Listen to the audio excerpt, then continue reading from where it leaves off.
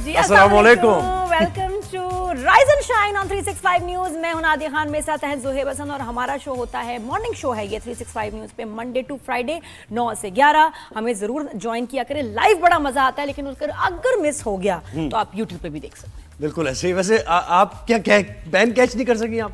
गिरा उधर है, मैं कैसे कैच करूं? थोड़ा मेरी तरफ होता, नहीं मैं डरती हूँ कि मैं ही ना गिर जाऊं। कभी कभी ना किसी की मदद करते करते आप खुद कुएं में गिर जाते हैं, तो इसलिए मैं बड़ी सोच समझ के मदद करती हूँ। ज़ोहेब का भी पेन गिरा और वो ना ज़ोहेब पकड़ सका ना कोई और, बहुत ऑड। मैंने कहा कर क्या रहे हैं, वैसे ज़ोहेब ने स्टाइल किया, मैं कही क्या हो रहा है जी। लेकिन आप क्या कर रही हैं? आपके भारतीय मीडिया कह रहा है कि मतलब क्या कह दिया आपने ऐसा? यार ये 2-3 दफा हो चुका है कि भारतीय वो भी न्यूज चैनल्स एनडीटीवी क्या हिंदुस्तान टाइम्स, वो मुझे क्या कहा था? आपने कहा क्या था ऐसा? मैंने जिंदगी में इतनी अच्छी अच्छी कमाल बातें की हैं ईमान से, जो कभी उन्होंने पब्लिश की हो या यहाँ भी वायरल हुई हो।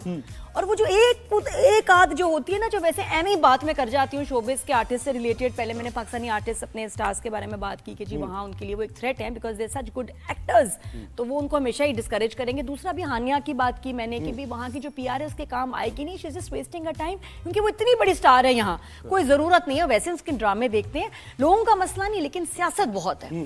ओहो हो जी, मैं जब सियासत बहुत है की बात हो गई तो फिर तो जर्नलिस्ट रब्ता करेंगे। ये भी नहीं, ये लफ्ज़ भी नहीं यूज किया मैंने, सिर्फ ये कहा जी Haniya is wasting a time on ये अपनी इंडिया की पीआर। आपको ज़ाहिर आपका मौक़िफ़ लेना चाह रहे होगे, जाए जरा देखें। अच्छा, और वो इतनी सारी बातों में ना एक वो जुमला था, क्या ड्रामा में हम तो ड्रामों की बात कर रहे थे, तो वो फिर वहाँ का मीडिया में जी आप क्या बात करना चाहेंगे, हम आपको ऑन एयर लेना चाहते हैं, ये वो। मैंने कहा जी मैंने कोई मकसद स्टेटमेंट कोई एजेंडा क्या, क्यों मैं इस पे बात करूं? आई तो एक ज़ाहिर बाय द वे बस बात हो रही थी तो कर दी। बाय द वे मैं कहा नहीं, अगर मैं बात करती हूँ तो लगेगा कि मैंने मतलब अटेंशन मैंने अपनी पीआर के लिए किया है, कुछ किया आपने। तो और वो क्योंकि न्यूज चैनल्स हैं, वो ये ना उसको किसी पॉलिटिकल साइड या इधर उधर ले जाए। मैं कहा जी नो कमेंट्स, सिर्फ मुझे आप राइज एंड शाइन पे देख सकते हैं। आज जी देखो ये राइट्स उनके पास है सिर्फ क्योंकि मैं मॉडर्न कुड़ियां थे, मॉर्निंग शो करनी है। करन चलिए, और राइट्स की बात है तो फिर आप वो खैर अभी हम टाइम भी हमारे पास है, पता है बहुत सारी चीजें और बहुत लोगों को कुछ बताना है, अवेयर भी करना है, लेकिन वक्त हमारे पास हमें जल्दी हम बताते हैं।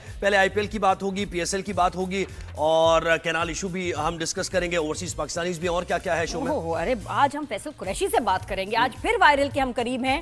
फैसल कुरैशी खुद इतनी मजे की बातें करते हैं, उनके 2 ड्रामास बैक टू बैक अभी इस वक्त ऑन एयर हो रहे हैं, एक हो गया, एक होने वाला है, तो उनसे जरा हम बात करेंगे about Bahrupiya and Raja Rani, ये बात होगी। फिर हमारे कराची एक कमाल, कराची का बच्चा है ये हमारा प्यारा सा, व्हाट अमेजिंग स्टूडेंट भाई, इसने वो आसानी कर दी है उसने कि जो ये क्या कहते हैं फाइन्स वगैरह होते हैं रॉन्ग पार्किंग के या कुछ ऐसा, तो उस पर कैसी मशीन जिससे स्कैन करके फौरन ही आईडी आ जाएगी आपकी कि किसकी नाम पे ये गाड़ी है क्या। हालांकि ये लोगों के पास ये सिस्टम है बड़े अरसे से, लेकिन हमारे यहाँ नहीं यूज हो रहा, तो ये ही इज मेकिंग श्योर कि अब ये आ गया है तो इस्तेमाल हो, बहुत अच्छी बात है। और क्लाइमेट चेंज की भी बात होगी, ये जो दरख्तों की कटाई हो रही है, जंगल को काटा जा रहा है, बिल्कुल कोई तनासुब नहीं रखा जा रहा, तो इसकी वजह से कितना हमें नुकसान हो रहा है, ड्राउट के मामला और वो स्टूडेंट का नाम है अहमद फारूक बच्चे का नाम है, बेटा सबको फोन करके पप्पो खाला जिनको भी बताना बता दो, तुम थोड़ी देर में लाइव आओगे 365। बिल्कुल सही है। हाँ।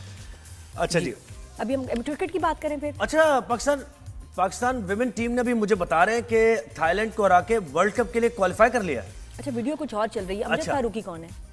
Very good. ये कौन सी टीम है पाकिस्तान की? ये हमारी वीडियो के चल रही है स्क्रीन पे, वो ये देखें, ये चल रही है वीडियो। थाईलैंड को शिकस्त दी है और विमेन टीम ने वर्ल्ड कप के लिए क्वालिफाई कर लिया, तो इस पर हम मुबारकबाद पेश करते हैं पाकिस्तान टीम को। तो क्या ख्याल है फिर शुरू किया जाए? मजा ही नहीं आ रहा, कोई मसाले वाली स्टेटमेंट्स नहीं आ रही, को क्या हो गया? हमारे इतने सीनियर क्रिकेटर्स थे, वो इतनी पटाखे वाली बातें करते थे, इस दफा कुछ हो नहीं रहा, खामोश हैं, चुप हैं। मैचेस ही ऐसे नहीं हो रहे ना। अब थोड़ा सा पॉइंट्स टेबल बता देते हैं। इस्लामाबाद यूनाइटेड अभी टॉप पर है, आपकी टीम। अच्छा। जिसे आपने चूज किया है, 6 पॉइंट्स के साथ 3 मैचेस उन्होंने खेले हैं। लाहौर कलंदर्स 4 पॉइंट्स के साथ दूसरी पोजीशन पे है, फिर कोयटा ग्लैडिएटर्स का नंबर आ जाता है, फिर उसके बाद कराची किंग्स जो कि 2 पॉइंट्स उनके पास हैं, 1 मैच जीते 1 हारे हैं, और मुल्तान सुल्तान अभी तक उसको कोई जीत नहीं मिल सकी है। तो ये पीएसएल की अभी लेटेस्ट पॉइंट्स टेबल है। अकमल ब्रदर्स क्या कर रहे हैं? अकमल ब्रदर्स बयान दे रहे हैं। प्लीज आप बयान देते रहे, मैं पता है वरना मैं नहीं खेलूंगी। मैं नहीं खेलना, मजा नहीं आ रहा ऐसे। सही है। और आज कराची किंग्स का कोयटा ग्लैडिएटर्स का आमना सामना होगा, दोनों टीम का मैच होगा। और आईपीएल पर भी हम बात करेंगे। आईपीएल से खबर आई है, एक तो अच्छा इवेंट जा रहा है और कितना जैम पैक क्राउड है वहां पर। अच्छा, मुझे लगता है कि इसकी वजह ये है कि उनके स्टार्स उससे जुड़े हुए हैं, है ना? कोर्स उसमें बॉलीवुड की जो डायरेक्ट पार्टिसिपेशन है, इन्वॉल्वमेंट है, कोलैबोरेशन है, उससे बहुत फर्क पड़ा है क्योंकि वो अपना भी एक बजट, उनका मार्केटिंग का इज वेरी हाई, और वो खुद आ जाते हैं, जिनको करोड़ों दे के बुलाना पड़ता है स्टेडियम में, वो तो खुद आ रहे हैं अपनी टीम्स के लिए और आके बड़ा मतलब एक्साइटेड होते हैं सब। टीम ओनर्स भी उनके तो स्टार्स ही है ना, उसका भी फैक्टर है। प्रीति जिंटा की टीम बड़ा अच्छा खेल रही है, मुझे पता चला। बिल्कुल ऐसे ही है वो। केएल राहुल भी अच्छा खेल रहा है और दीगर बैट्समैन। तो हम इस पर बात करेंगे, आईपीएल पर भी बात होगी और पीएसएल पर भी बात होगी, दोनों एक साथ चल रहे हैं इवेंट्स। एजाज वसीम बाकरी सीनियर स्पोर्ट्स जर्नलिस्ट हमारे साथ हैं और भारत से हमें मनोज जोशी भाई ने ज्वाइन किया है, सीनियर स्पोर्ट्स जर्नलिस्ट हैं। आप दोनों को वेलकम करते हैं। मनोज भाई, पीएसएल की भी आप बात कीजिए, कैसा लग रहा है आपको अभी तक का इवेंट, और आईपीएल पर भी आपसे हम बात करेंगे कि बहुत ही मैसिव जा रहा है और लोग इसको देख रहे हैं, क्राउड बिल्कुल जैम पैक्ड है ग्राउंड में, जो आवाज, जो शोर, जो एनर्जी है वो अलग ही नजर आ रही है। तो बताइए जरा इस पर, पीएसएल पे पहले बात करना चाहें या फिर आईपीएल पर? चलिए जी, आईपीएल पे पहले बात कर लेते हैं। $12 बिलियन की जो लीग हो दुनिया भर में, उसका खूब चर्चा का विषय बनी हुई हो, और जिस तरह से खिलाड़ियों का प्रदर्शन रहा और ये ग्रास रूट लेवल पर भी एक तरह से एक मंच साबित हुई हो बहुत बड़ी, क्योंकि यहाँ से कई प्लेयर जो हैं इंडियन टीम में भी आए हैं और उनको सबसे पहला मंच जो है आईपीएल का ही मिला। और सीनियर लेवल पे कई खिलाड़ी जो हैं हमारे नहीं खेल पाए हैं, लेकिन वो भी आईपीएल में खेलते हैं और कमाल का प्रदर्शन करते हैं। और वहीं अगर पीएसएल की बात करें तो पीएसएल में भी इस बार मुझे जो है कराची किंग्स और मुल्तान सुल्तान का जो मैच था, वो वही वाला मैच, हेयर ड्रायर वाला मैच, शायद आप याद आ गया होगा आपको। तो वो वाला मैच जो है जिसमें विंस ने सेंचुरी बनाई थी बहुत शानदार तरीके से, और 234 रन का स्कोर भी जो है ना वो भी बौना बना दिया। बिल्कुल बिल्कुल। तो वो मैच बड़ा अच्छा रहा, लेकिन बाकी बड़े वन साइडेड मैच हो रहे हैं, वो मजा नहीं आ रहा, क्योंकि मैं तो लाहौर का बड़ा फैन रहा हूँ, लाहौर की टीम का, लेकिन बिल्कुल वन साइडेड मैच हो रहे हैं। टीम एक रन बना रही है तो बनाई जा रही है, दूसरी टीम बहुत जल्दी आउट हो रही है।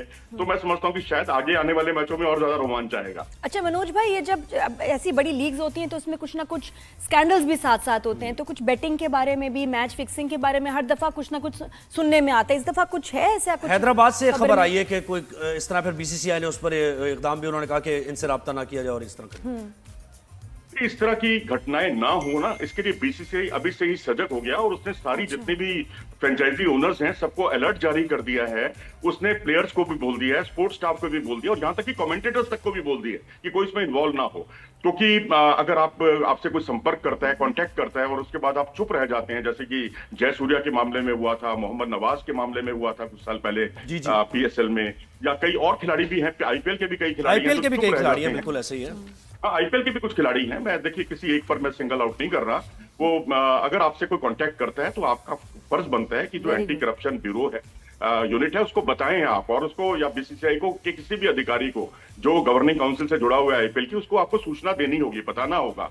तो मैं समझता हूँ कि कोई बुराई नहीं है अगर इस तरह की कोई व्यक्ति संदिग्ध है और उन पर एक आशंका जाहिर की जा रही है कि ये व्यक्ति जो है पार्टीज करता है, महंगे गिफ्ट देता है, और तो और टीम होटल में भी दिखाई दिया, मंडराता हुआ दिखा है, फैन बनकर आता है और ग्राउंड के अंदर जो है प्लेयर से कांटेक्ट करने की कोशिश करता है। प्लेयर तो नहीं मिल पाते, लेकिन प्लेयर्स के रिश्तेदार जो हैं या उनके जो कोच हैं उनसे कांटेक्ट करने की कोशिश कर रहा है। तो अगर समय रहते अगर आप अलर्ट हो जाते हैं और उनको बता देते हैं, तो मेरे ख्याल से बीसीसीआई ने बहुत सही कदम उठाया। बहुत अच्छी बात है, आप जरा कॉन्शियस हो जाएं कि जी हमारे आईज ऑन अस, हमें देखा जा रहा है। अच्छा मनोज भाई, ये बताएं आपके ख्याल में, लेट्स से अगर कोई एक मैच हो जिसमें एक पीएसएल की टीम हो और एक आईपीएल की टीम हो और साथ उनका मैच हो तगड़ा, कौन सा होगी भाई? कौन सी दो टीम्स होंगी?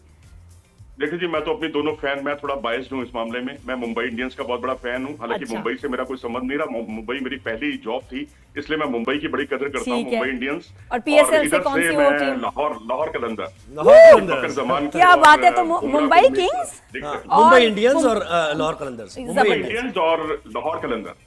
Very nice. तो फिर अगर ये आइडियली अगर ऐसा कोई मैच हो तो बड़ा जबरदस्त होगा। बिल्कुल। अच्छा, केएल राहुल की बात हम करेंगे, लेकिन एजाज भाई को भी जरा शामिल गुफ्तगू करते हैं ना। अब पीएसएल पर एजाज भाई कैसा लग रहा है आपको इस वक्त? ये जैसे मनोज भाई भी कह रहे हैं कि वन साइडेड मैच हो रहे हैं, कभी अगर कोई कांटे का मुकाबला होता है तो जरा इंटरेस्ट डेवलप हो जा रहा है, अदर देन दैट कोई ऐसा ज्यादा बज क्रिएट नहीं कर रही पीएसएल। Thank you. देखिए, वन साइडेड मुकाबले तो खैर नहीं कह सकते हैं, क्योंकि फ्रेंचाइज क्रिकेट है। जिस तरह की आप टीम खरीद के लाएंगे, जिस तरह का आप स्क्वाड बनाएंगे, आपको रिजल्ट भी उसी तरीके के आएंगे। जो मुझे पीएसएल के अंदर अब तक जो चीज, दो चीजें जो अब तक लगी हैं कि इनको बेहतर किया जा सकता था या आगे जाके बेहतर हो सकती हैं।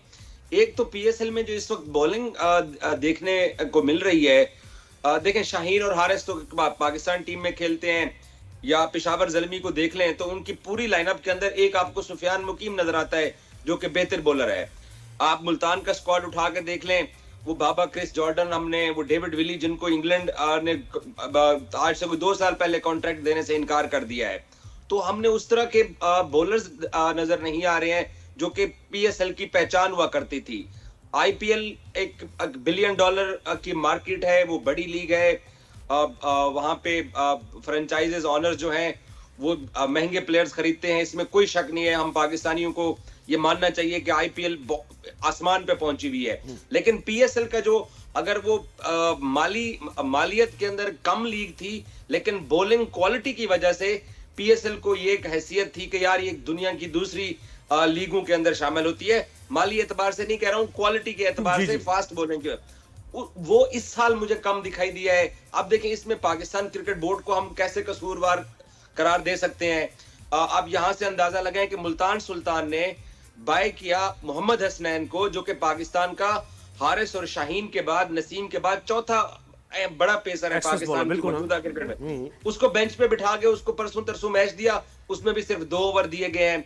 इसी तरीके से आप और इफ्तिखार चाचा इतना अच्छा क्रिकेटर है, चाचा उसको बाबर कहते थे, फिर फेमस हो गए, उसको भी पहले 2-3 मैचेस नहीं दिए गए हैं। हाँ। तो ये फ्रेंचाइज ऑनर्स की, आप पेशावर ज़ल्मी पहले दोनों मैचेस खेला, दोनों मैचेस हार गया। आप बिलीव करें, उनकी बॉलिंग उठा के देखें, आपको सिर्फ सुफियान मुकीम नजर आते हैं। तो ये क्यों हो रहा है एजाज में? हमारी तो फास्ट बॉलिंग तो हमारी स्ट्रेंथ रही है कब से, ओवर द इयर्स हम फास्ट बॉलिंग पे ही बैंक करते हैं, हमारा खत्म की वो झलक नहीं इस बार पीएसएल में, वो झलक नहीं। और दूसरा जो एलिमेंट जो मुझे लगा है वो है कराची का क्राउड। अब पिंडी के अंदर भी क्राउड आ रहा है। अभी पीएसएल जब लाहौर मूव होगा तो आपको वही सीन्स नजर आएंगे जो आपको आईपीएल के अंदर क्राउड के नजर आते हैं, कि पूरा जैम पैक स्टेडियम होता है। लाहौर के अंदर आप किसी भी टीम का मैच करवा दें, क्राउड आता है। कराची के लोगों के ऊपर मैं हैरान हूं, पता नहीं कराची में शाम 7 बजे के बाद भी शायद गर्मी पड़ती है। नहीं, मुझे लग रहा है कराची के लोग कराची की टीम को ओन नहीं कर रहे हैं, मुझे ये लग रहा है। नादिया, वैसे क्रिकेट से आई थिंक ऑफ हो गए। दूसरा मैं बताऊं ना, यहाँ स्टेडियम तक जाना लोगों को एक ये होता है कि जी ट्रैफिक में फंस जाएंगे, गाड़ी को कहां पार्क करेंगे, गेट नहीं मिलेगा, उससे भी घबराते हैं। जी, मैं एक चीज आपके देखने वालों को बता दूं, स्टेडियम, लाहौर के स्टेडियम में फैंस का जाना थोड़ा मुश्किल होता है, क्योंकि जो लोग लाहौर को जानते हैं, लिबर्टी राउंड अबाउट तक लोग अपनी गाड़ी पे आ जाते हैं, आगे शटल सर्विस या आप वॉक करके कजाफी तक पहुंचते हैं। ये है ना कि थोड़ा ऑर्गेनाइज करवाएं ना इसको। नहीं, अभी इसके बावजूद लाहौर आपको फुल नजर आएगा। कराची में कारसाज ब्रिज तक मैं चैंपियंस ट्रॉफी की कवरेज के लिए कराची में था, तो मैं अपने सदर से टैक्सी पकड़ के मैं कारसाज के ब्रिज पे नेशनल स्टेडियम के गेट पे उतारती थी टैक्सी। हालांकि चैंपियंस ट्रॉफी के लिए 4-5 टीमें कराची में तो ये जज्बा ना जो है हमें कुछ नजर नहीं आ रहा। लेकिन एजाज भाई, मुझे इस पे बात करें, मुझे लग रहा है कराची के लोग कराची की टीम को ओन नहीं कर रहे हैं, मुझे साफ ये लग रहा है। लेकिन उसके बावजूद पाकिस्तान के बाकी स्टार्स भी तो खेल रहे हैं ना। और करना चाहिए। और मेरे ख्याल में इसके पीछे जो स्ट्रेटेजी, मार्केटिंग, वो भी बहुत पुअर है। लेकिन वो जब हम पहले बात कर रहे थे ना लीग की, कि ये जो अम्मी जान कहती है कोई लीग बड़ी या छोटी नहीं होती है, मैच अच्छा होना चाहिए। सही बात है, मैचेस इतने मजे के हों, इतने करारे हों कि लोग हमने जाके देखना ही है। वैसे मनोज भाई, जैसे हम बात कर रहे थे इससे पहले कि इसमें क्राउड का आना बिल्कुल ये होता है कि ज़ाहिर उसको कैप्चर किया जाता है, फिर लोग देखते हैं और ज्यादा एनर्जी आती है, और एक स्टार्स का उसके साथ अटैच होना, ये भी आईपीएल की कामयाबी का एक वजह है। क्या कहेंगे आप? जी हाँ, बिल्कुल। एक वजह तो वो है जो आपने बताई, स्टार्स, क्योंकि शाहरुख खान या वीर जारा जिसने देखी है, और वो पंजाब का और केकेआर का मैच क्यों नहीं देखना चाहेगा, या कोई अन्य मैच क्यों नहीं देखना चाहेगा। और दूसरी बड़ी वजह है कि बीसीसीआई वही प्लानिंग बनाता है जो पब्लिक को सूट करती है। अब जैसे दिल्ली में अब जो अरुण जेटली स्टेडियम है, जिसे कोटला स्टेडियम कहते हैं, वहां पर लेट नाइट मैच के लिए, क्योंकि जो यातायात है, जो ट्रैफिक है, उसको ध्यान में रखते हो। जैसे भी थोड़ी देर पहले आपने जिक्र कराची के ट्रैफिक का जिक्र किया आपने, यहाँ मेट्रो चलती है, तो यहाँ मेट्रो की जो लिमिट होती है ना, वो 11 बजे के बाद, 11:15 के बाद मेट्रो नहीं चलती। लेकिन उस दिन जो है 2-1.5 घंटे के लिए जो है मेट्रो की जो ड्यूरेशन है वो बढ़ा दी गई, उसकी सर्विसेज बढ़ा दी गई, ताकि किसी को दिक्कत ना आए। पार्किंग की दिक्कत कोटला में भी है और तमाम वेन्यूज पर भी है। लेकिन वो आप उसके हिसाब से आप चलते हैं, पब्लिक के हिसाब से चलते इंतजामिया को भी हैं। स्टार involve वैल्यू तो होना है ही, और पड़ेगा तीसरा परफॉर्मेंस भी बहुत काउंट करता है। अब आपके यहाँ इंडिया में जो जितना प्लेयर्स को का जो स्टार स्टेटस है, देखते ही देखते कोई प्लेयर जो, अब अश्विनी कुमार कोई नहीं जानता उन्हें, पंजाब के गांव में रहते थे मोहाली के पास, उनको मुंबई इंडियंस ने अपनी टीम में शामिल किया, आते ही उन्होंने जो है 4 विकेट चटका लिए एक ही मैच में आकर, और बड़े बड़े विकेट चटकाए उन्होंने। ऐसे कितने यंगस्टर हैं, पुथुर हैं, केरल में रहते थे, उनको यहाँ बुलाया और वो जो है left arm China man 3 wicket पहले ही मैच में ले गए। तो इस तरह से जो एक स्टार स्टेटस बनने लग गया ना, तो एक लोगों में उत्सुकता पैदा हो गई है कि यार इनको देखने जरूर जाना है। हाँ, बड़े प्लेयरों को तो हमेशा देखते ही हैं। और दूसरा परफॉर्मेंस इंडियन टीम का, जैसे आपको पता है कि हमारे लिए खबर ये होती है कि हम इंडिया की टीम किसी फॉर्मेट में नंबर 1 से नंबर 2 पे आ गई है या नंबर 3 पे आ गई है, वो ज्यादा बड़ी खबर होती है। क्या करें, हम तो इस वक्त सुनने की पिछले जो मैचेस हुए ना उसने बहुत डैमेज किया है। और अगर अब इस साल अगर टीम अच्छा खेलेगी तो फिर नेक्स्ट ईयर आप देखेंगे फिर पीएसएल भी उठेगा, ये सब कनेक्टेड है। एजाज, आप भी आईपीएल पर अगर बात करना चाहें, और देखें वो जो एक राइवलरी होती है ना प्लेयर्स की, कि एक फ्रेंचाइज ने पहले लिया था, वहां पर उनको खिलाया नहीं गया, बेंच पे बिठाया, फिर अब के दूसरी फ्रेंचाइज ने ले लिया और वहां परफॉर्म कर रहे हैं, जैसे केएल राहुल की बात है, तो ये इससे भी बड़ी हाइप मिलती है। ये भी पाकिस्तान में अभी पीएसएल में नजर नहीं आ रहा। नहीं, पीएसएल के अंदर क्योंकि अभी पीएसएल 1 हफ्ता हुआ है, पीएसएल का आगाज हुआ है, और बड़ी टीम पेशावर ज़ल्मी है। पेशावर ज़ल्मी पहले दोनों मैचेस हार गई, बाबर से स्कोर नहीं हुआ, लेकिन क्योंकि मैं डिजिटल मीडिया और सोशल मीडिया पे काम करता हूं तो पीएसएल की हाइप जरूर है। लेकिन एक डिसएडवांटेज ये चल रहा है पीएसएल का कि पीएसएल उन दिनों में हो रहा है, दूसरी तरफ इंडिया के अंदर आईपीएल हो रहा है, तो जो टीवी की जो व्यूवरशिप है या जो सोशल मीडिया की व्यूवरशिप है वो बटी हुई है। अलबत्ता जब आईपीएल का मैच 1 घंटा पहले खत्म हो जाता है और पीएसएल के जो मैच की दूसरी इनिंग्स होती है उसके तकरीबन 5-6 ओवर होते हैं, तो आईपीएल का मैच कंप्लीट हो जाता है, तो तब टीवी व्यूवरशिप भी मिलती है और सोशल मीडिया के ऊपर क्रिकेट फैंस इधर पीएसएल की तरफ भी आ जाते हैं। प्लानिंग चाहिए होती है। लेकिन ये बाकी अजीब बात है कि ये दोनों जो लीग्स हैं इस दफा टकरा क्यों रही हैं टाइमिंग में, टाइम एंड स्पेस में, क्या वजह है कि एक ही वक्त हो रही है? वैसे ऐसे पहले होता नहीं था। नहीं, वो असल में हाँ एक इवेंट आ गया, हमारा लेट हुआ है या उनका पहले हो गया है? हमारी अमूमन जो पीएसएल थी वो फरवरी के पहले हफ्ते में स्टार्ट होती है, और इस साल पाकिस्तान ने फरवरी के पहले हफ्ते में चैंपियंस ट्रॉफी को होस्ट किया, जो होस्ट भी नहीं किया, जो पूरी तरह किया भी नहीं। क्या यार, चैंपियंस ट्रॉफी की वजह से आईपीएल जो था वो फिर उसके डेटों के साथ क्लैश कर गई है पाकिस्तान सुपर लीग। ये चैंपियंस ट्रॉफी तो हमारे गले में ऐसी आई है, यकीन करें, हर लिहाज से काउंटडाउन शुरू हो गई। जब मैं एकदम मैंने कहा बस काउंटडाउन शुरू हो गई है, ब्रेक का टाइम आ गया। आपका बहुत शुक्रिया, बहुत शुक्रिया, थैंक यू जाज, thank you so much for joining us. यहाँ ब्रेक लेते हैं, ब्रेक के बाद वापस आएंगे, कहीं ना जाइएगा क्योंकि अभी राइज एंड शाइन में और बहुत कुछ है, इंफॉर्मेशन भी और बहुत बुरा किया भाई, गुड मॉर्निंग। बहुत बुरा हुआ इस चैंपियंस ट्रॉफी में।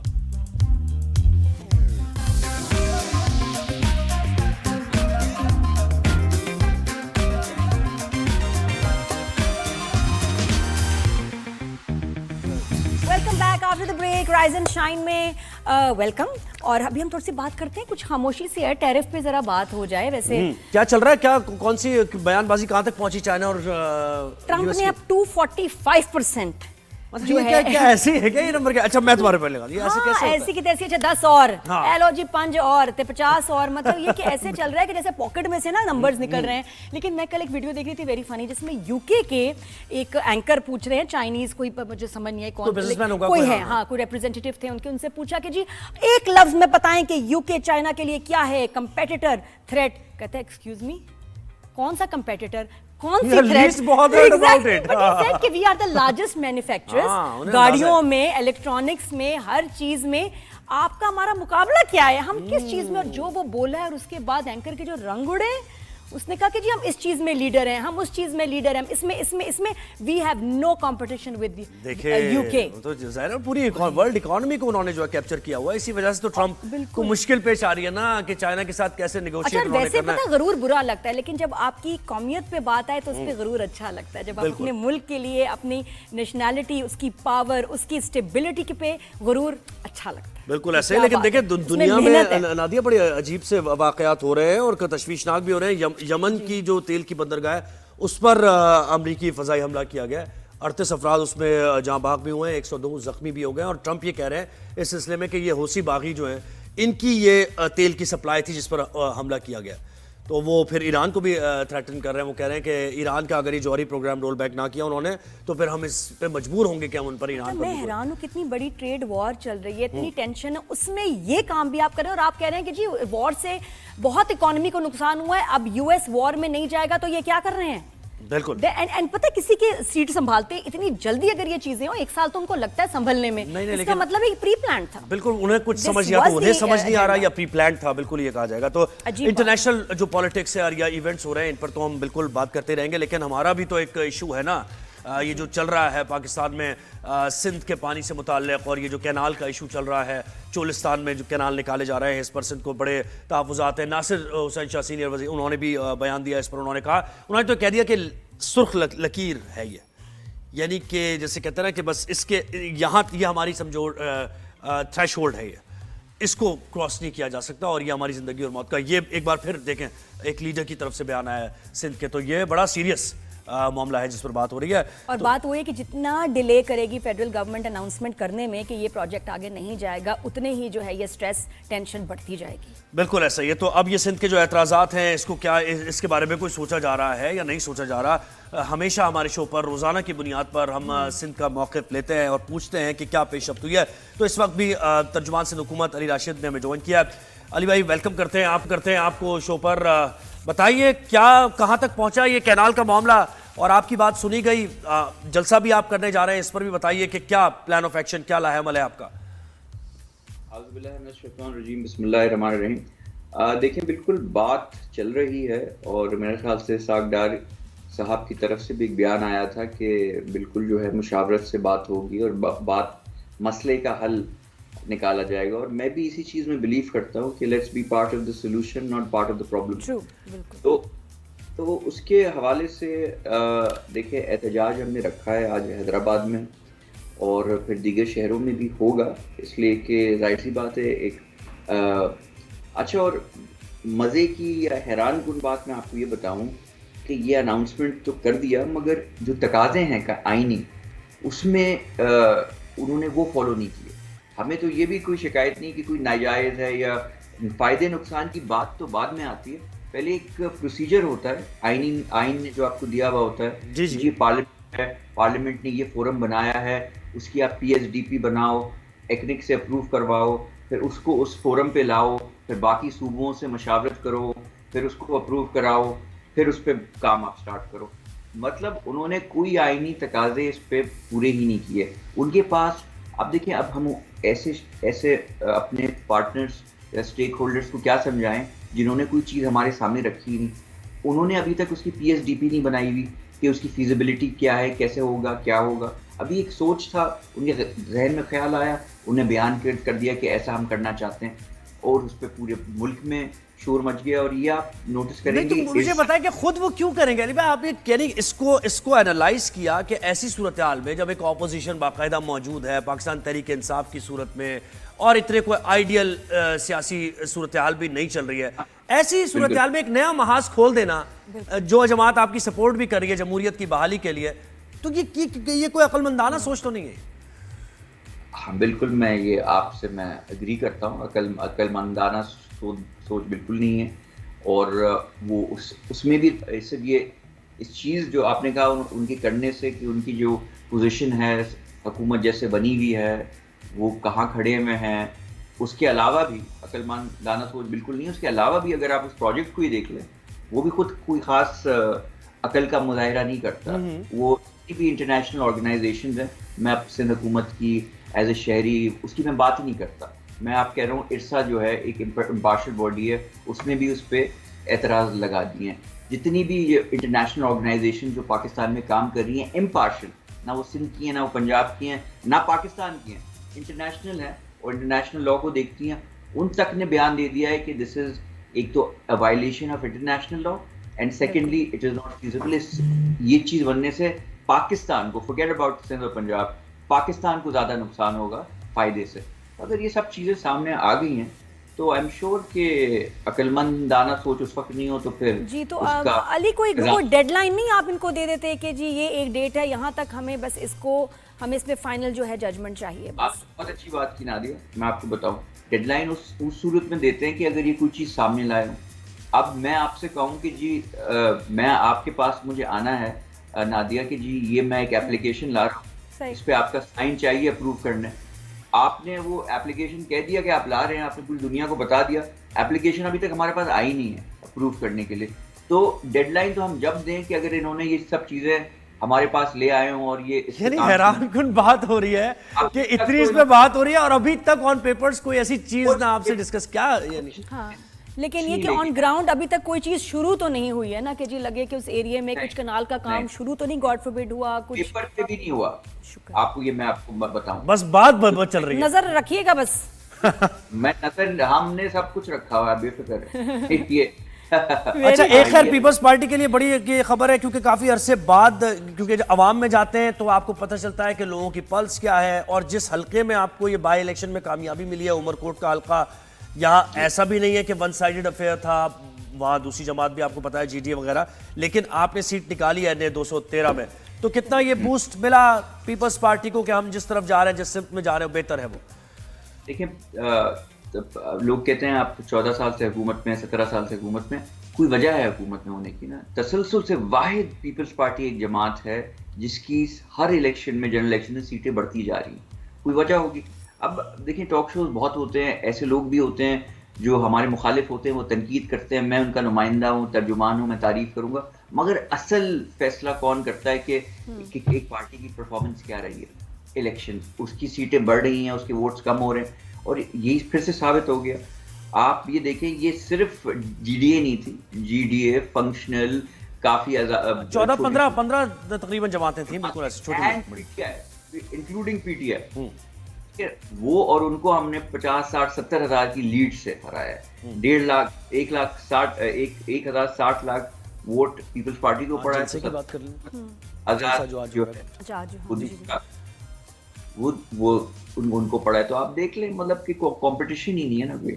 मैं तो कह रही हूँ अब अली वो टाइम आ गया है कि जब अब बारिशें आने वाली हैं, मानसून का सीजन, कराची में इतना पानी होगा कि हमारे लिए अजाब हो जाता है फिर वो। तो अभी क्यों ना कुछ महीने पहले उसको स्टोरेज के लिए कुछ उसके लिए प्लानिंग कर ली जाए। आप कुछ इस मामले में कर रही है वैसे सिंध हुकूमत कुछ काम? बिल्कुल, हमने नालों की सफाई स्टार्ट कर दी है। आपको मैं ये बताऊं, अगर आप कराची में ही रहती हैं और 3-4 साल पहले का आपने एक मंजर देखा होगा, शारा फैसल चौक, आया चंडीगढ़ पे जो लोग ऑफिस में बैठे हुए हैं, डीएचए बड़ा खतरनाक हो जाता है बहुत ज्यादा। नजर आता हूँ आया चंडीगढ़ पे लोग घरों में बैठे हुए, वो अब डीएचए में आपको एग्जांपल, वो ये सब है, आया शारा फैसल, आया, ये सब सिंध गवर्नमेंट और केएमसी के अंडर आता है। डिफेंस की जो इंतजामिया है वो हमारे मातहत नहीं है, तो वहाँ हमेशा आप देखेंगे पूरा शहर क्लियर होगा और डिफेंस में पानी खड़ा हुआ होगा। But last time as a goodwill gesture हमने ना, ये आपने कहीं सुना भी नहीं होगा, ना देखा होगा, ना पॉलिटिकल पॉइंट स्कोरिंग की, हम जो बुखारी कमर्शियल और इन जगहों पे, शहबाज पे इतना पानी खड़ा हुआ था, लोग अपने घरों से नहीं निकल पा रहे थे। अपनी मशीनरी भेजी डीएचए को और सब चीजें हमने उनका पानी भी निकलवाया। बिल्कुल, ये गवर्नेंस के मामला। तो अली भाई आज की प्लानिंग होना शुरू हो जाए तो बहुत ही आज के जलसे से मुताल्लिक बताइए, आपकी लीडरशिप की तरफ से क्या स्टेटमेंट्स मुतवक्के हैं, सिंध के शहरी क्या एक्सपेक्ट करें आपसे, और सिंध में पानी के बहरान का जिम्मेदार आप किसको समझते हैं, क्लियर कर जरा बताइए। देखिए वफाक डेफिनेटली उनका ये जो कनाल और ये सब चीज़ों की चीज़ें हैं, जिम्मेदार वही हैं, पंजाब हुकूमत है। They getting a bit too ambitious with their plans बगैर समझे। देखिए पाकिस्तान का फायदा हो रहा है, सबका फायदा हो रहा है, वी आर ऑल इन, हम उसमें क्यों बीच में हर्डल्स क्रिएट करेंगे। और जलसे की जरा बात बता दीजिए। आज जलसे में देखें कुछ चेयरमैन बिलावल भुट्टो जरदारी साहब मौजूद होंगे, उनकी तरफ से कुछ आम ऐलानात भी होंगे। हम इस पे नज़रसानी कर रहे हैं कि क्या, इसलिए देखिए एक चीज़ गलत सही अपनी जगह, मगर ये रवैया भी कुछ सही नहीं है ना। अगर मुशावरत ही नहीं कर रहा, एक तो आप गलत काम, एक नाजायज़ काम, एक गैर आईनी काम करने जा रहे हैं, मगर जो फोरम है उस पर आप, अगर ये चीज़ ये तो हमें नामंजूर है, मगर फिर भी रेलेवेंट फोरम पे लेके आ जाते, फीजिबिलिटी बना के और बात करने की कोशिश करते, तो फिर भी हमारा रिएक्शन ये नहीं होता कि हम प्रोटेस्ट करेंगे या हम तल्ख बयानात देगी आपको, या ये सब चीजें हम बात करते, आपको समझाते जैसे नॉर्मल। तो वो जो रेड लाइन का मामला है वही है सिंध हुकूमत के लिए ये मामला पानी का, जैसे नासिर शाह ने भी कहा।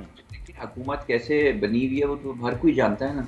आपने भी अभी मुझसे यही सवाल, जब आपने अपना तज़िया दिया, आपने भी कहा कि ये अहमकाना हरकत क्यों कर रहे हैं, जबकि उनकी क्या पोजीशन है वो तो बच्चे को पता है, क्या आपके ख्याल से उनको नहीं पता होगा? और अगर ऐसा होगा और हमने रेड लाइन बता दिया, there is no compromise on this. हम अपने मुल्क के लोगों को, अपने सिंध के बासियों को बंजरनी होने देंगे? क्योंकि देखिए ये सीरियस बहुत है इशू, लेकिन ये बताना किसान कम्युनिटी, किसान भाइयों को बताना बड़ा ज़रूरी है कि हम उनके साथ हैं, सिंध हुकूमत भी उनके साथ है। बहुत शुक्रिया। और कल देखिए, कल किसान के नुमाइंदे थे ना हमारे साथ, और वो कह रहे थे वो कितना थैंकफुल भी हो रहे थे कि होना नहीं चाहिए, क्योंकि हम तो अपनी बात कर रहे हैं ना, अपनी हम वेलबींग की बात कर रहे हैं। उनकी तकलीफ और ये जो इशू क्या है, कभी आप किसानों से सुने। जब हमारे शो पे भी जब वो हम उनको कॉल पे लेते हैं, कसम से दिल दहल जाता है। ब्रेक लेते हैं, ब्रेक के बाद वापस आएंगे। स्टे विद अस, देखते हैं rise and shine on 365 news. Good morning.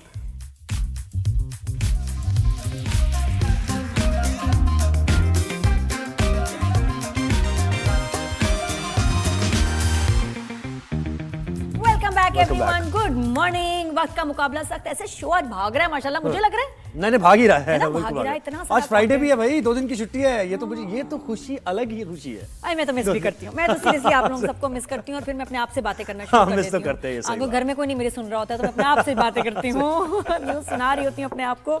और अभी ओवरसीज का सेगमेंट है, ओवरसीज पाकिस्तानी जो दूर है लेकिन दिल से पास है। लाइन तो बड़ी अच्छी रमजान ने मिली भाई, अच्छी मिली ना। हाँ, पाकिस्तान से दूर है, दिल पाकिस्तान के लिए धड़कते हैं। जी हाँ, और जो कुछ सामान भी छोड़ गए सास के पास या मम्मी के पास, और उसकी फिर खबर ही कोई नहीं। बस मम्मी मेरा सामान लोग हाथ न लगाए, सफाई करवा रहे हैं, लेकिन ये कि उस सामान का पता नहीं कि वो पेटियां जिनकी इतनी सालों से हिफाजत हो रही है वो कब खाली होंगी। उनके अंदर एक्सपायर हो चुका है, और मम्मी भी किसी को हाथ नहीं लगाने देती, खबरदार ये तो बानो का सामान है। तो आज बानो तो नहीं, हमारे साथ राशिदा हैं जो कि शारजाह में रहती हैं, और बड़ी बड़ी इंटरेस्टिंग इनकी कहानी है माशाल्लाह। इनके जब आप जाते हैं यूट्यूब चैनल पे कुक विद राशिदा, उसमें उन्होंने कहा है कि I am mother of 3 Arab kids और she is married to a Palestinian. तो वो रेसिपीज बड़ी मजे की बताती हैं जो कि अरब खाने हैं। तो कहानी बन सकती है। राशिदा साहब बहुत शुक्रिया आपने। वालेकुम अस्सलाम, गुड मॉर्निंग। राशिदा कैसी हो? गुड मॉर्निंग, सबाह अल खैर। जी जी जी जी बिल्कुल, सब खैर, सब खैर। Same to you. कैसी है नादिया आप, और आप लोग कैसे हैं? बिल्कुल ठीक है, आपसे बात करके। अच्छा मुझे ये बताओ, आप पाकिस्तान में किस शहर से हो? मैं हैदराबाद से हूँ। अच्छा, तो हैदराबाद से हैं, ये पैलेस्टीनियन भाई से शादी कैसे हुई? वो सिंध यूनिवर्सिटी में पढ़ते थे। कराची में पढ़ते थे? यानी पैलेस्टाइन से आए थे पढ़ने के लिए? जी जी जी जी। कहाँ किस यूनिवर्सिटी में? नहीं समझ आई कहाँ? सिंध यूनिवर्सिटी। सिंध यूनिवर्सिटी में पढ़ते थे? अरे वाह, कब की बात है ये? तो फिर हैदराबाद की ठंडी शादी 89 में हुई थी। मैं ये कह रहा हूँ, हैदराबाद की ठंडी सड़क पे चलते हुए, ठंडी ठंडी हवाएं खाते हुए, ये मोहब्बत का आगाज हो गया फिर? नहीं, ये बिल्कुल ऐसा कुछ नहीं। अच्छा, ऐसा कुछ नहीं हुआ। मैंने तो एंगेजमेंट वाले दिन देखा था। हैं? तो कॉलेज में नहीं देखती थी आप, या गुजर जाती थी ऐसे करके? नहीं, मैं कॉलेज में पढ़ती थी, गर्ल्स कॉलेज में, वो यूनिवर्सिटी में पढ़ते थे। अच्छा, और उनकी फैमिली पैलेस्टाइन में थी आपके हस्बैंड की, या वो इधर थी? जी, फलस्तीन में हैं कुछ लोग और कुछ जॉर्डन में हैं। आप कभी गई हैं अपने ससुराल वहाँ? जी बिल्कुल, मैं रहकर आई हूँ 4 साल पहले मैं 1.5 ईयर रही थी। अच्छा, वहाँ पे मेरा छोटा बेटा हुआ था, उसके बाद मैं गई थी 4 साल के लिए।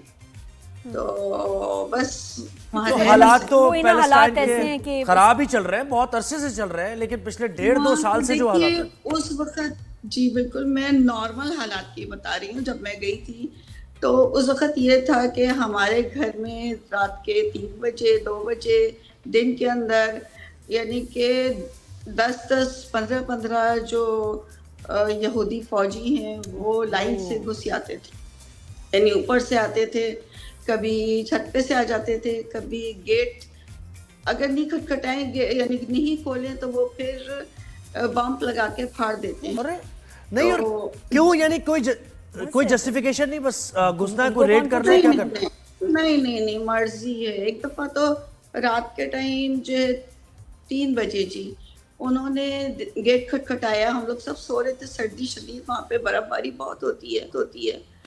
तो मैं भागी हुई गई। काफी टाइम लगता है, अगर घर बड़े होते हैं तो सहन तक फिर गेट तक पहुंचने में तो बस हमारा पूरा घर लरस रहा था उस वक्त। और मैंने अब जल्दी इतने खोला। साल बाद वो जो आपकी इन लॉज हैं, ये वो किस हाल में हैं? और वो क्या अभी भी फलस्तीन में In-laws- हैं या मूव हो गए हैं कहीं?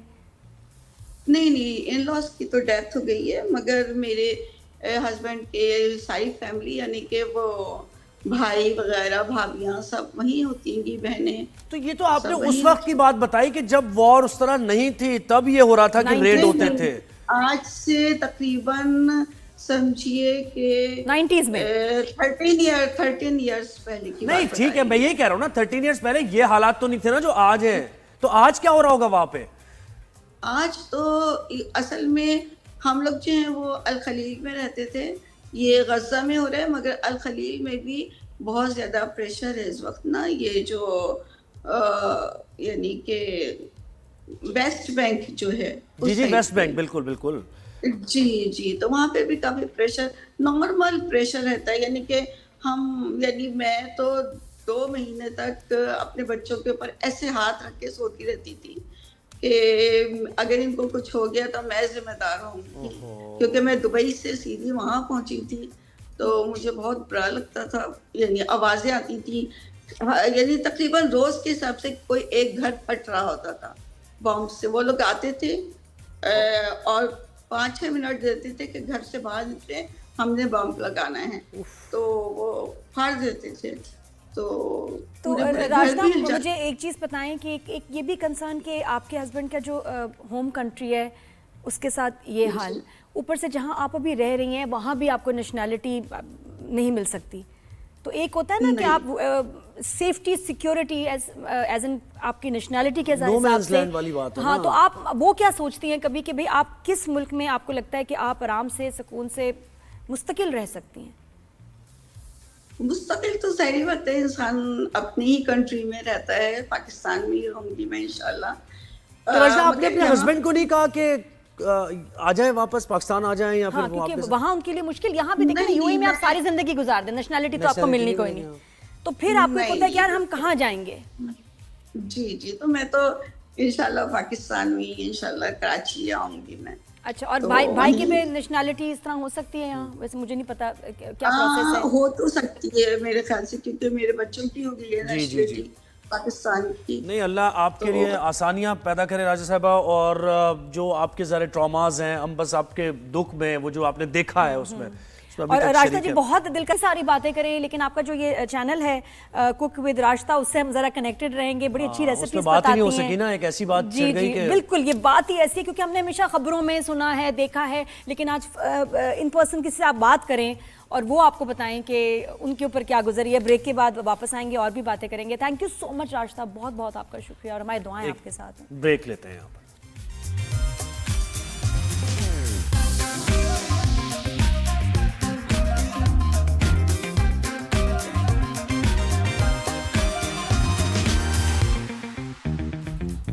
जी, welcome back after the break. और राइज एंड शाइन में अभी और बहुत कुछ बाकी है। ज़ोहेब, क्या बाकी है?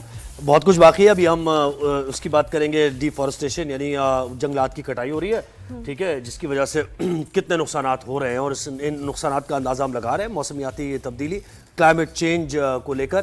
लेकिन इस पर कोई तवज्जो दी जा रही है नहीं, मुसलसल ये सिलसिला जारी है, और ये एक माफिया है जो कि काम कर रही है और उनको रोका नहीं जा रहा है। हालांकि इंसान ये सोचे कि आपके अपने लिए ये दरख्त इतने ज़रूरी हैं। देखिए, एक तो ऑक्सीजन, फिर इसके अलावा जो दुनिया का निज़ाम है टेम्परेचर का, गर्मी तो किसी के लिए अच्छी नहीं, तो जो टेम्परेचर ज़्यादा हो रहा है उसकी ये वजह ये कि जो दरख्त हैं ये दुनिया को ठंडा रखते हैं, शेड देते हैं, टेम्परेचर को कम रखते हैं, और हम इसको जो है ख़त्म कर रहे हैं। अच्छा, कल हमने एक बात की थी ज़ोहेब बड़ी ज़बरदस्त अबाउट बच्चों की नर्चरिंग की, कि उनको स्कूल आप लेट भेजें, जितना टाइम घर में दे सकते हैं दें, इतनी जल्दी ना उनको अपने आप से अलग करें। तो मैं कुछ पढ़ी थी, ये जब इसी सेगमेंट की तैयारी करी थी, मुझे पता चला एप्स के बारे में। एप्स में एक होते हैं जी ओरंगुटैन, ठीक है, जो कि अब एक्सटिंक्ट होते जा रहे हैं।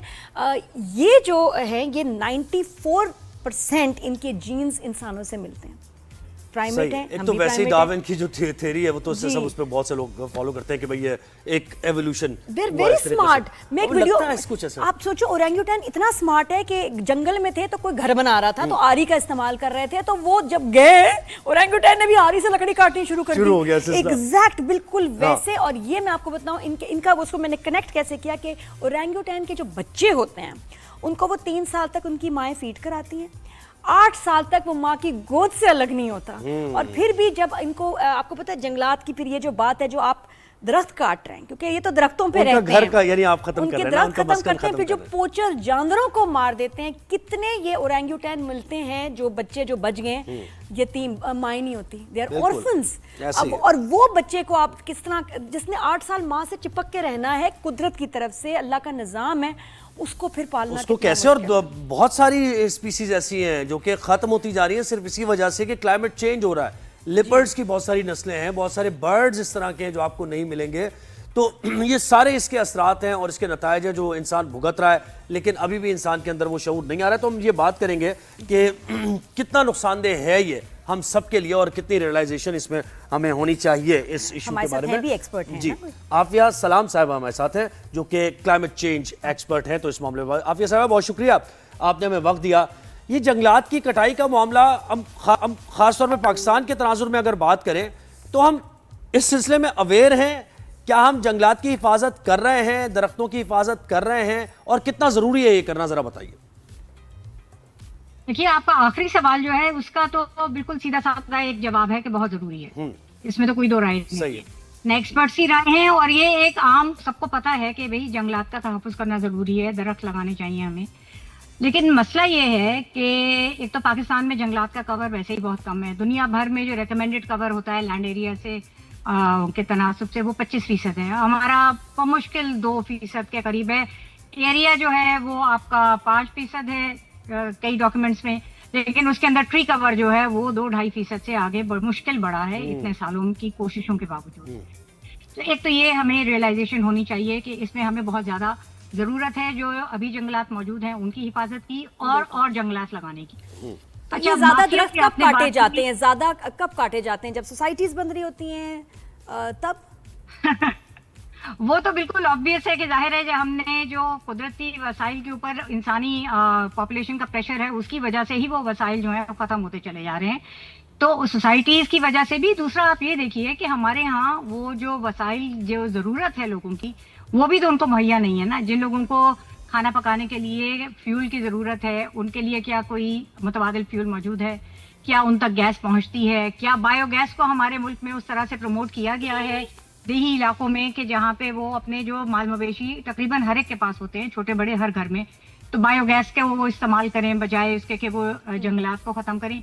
तो पायलट प्रोजेक्ट्स बहुत हुए हैं, बहुत सी NGOs ने किए हैं, बहुत कामयाब हुए हैं। उन गांव की पूरी काया पलट गई हुई है उन लोगों की वजह से जिन्होंने ऐसे जंगलात का तहफ्फुज़ भी किया है। बैलेंस बड़ा जरूरी है ना कि अगर एक तरफ से निकाल रहे हैं, काट रहे हैं, तो फिर दूसरी प्लांटेशन, दूसरे ट्रीज की फौरन करना बड़ा जरूरी है। अच्छा, ऐसे में कौन से दरख्त लगाए जाएं? क्योंकि कुछ दरख्त हैं जैसे वो पोलन वाला जिनका मसला शुरू हो गया। आइडियल दरख्त कौन से हम लगाएं ताकि कि वो ठंड और ज्यादा अच्छी दें, ऑक्सीजन उनकी ज्यादा अच्छी हो? कुछ दरख्त ऐसे भी है कि वाटर लेवल कम हो गया हमारा, कराची में ऐसे दरख्त हमने लगाए थे, शायद पानी भी जो कम लेते हो। ऐसे कौन से आइडियल दरख्त हैं?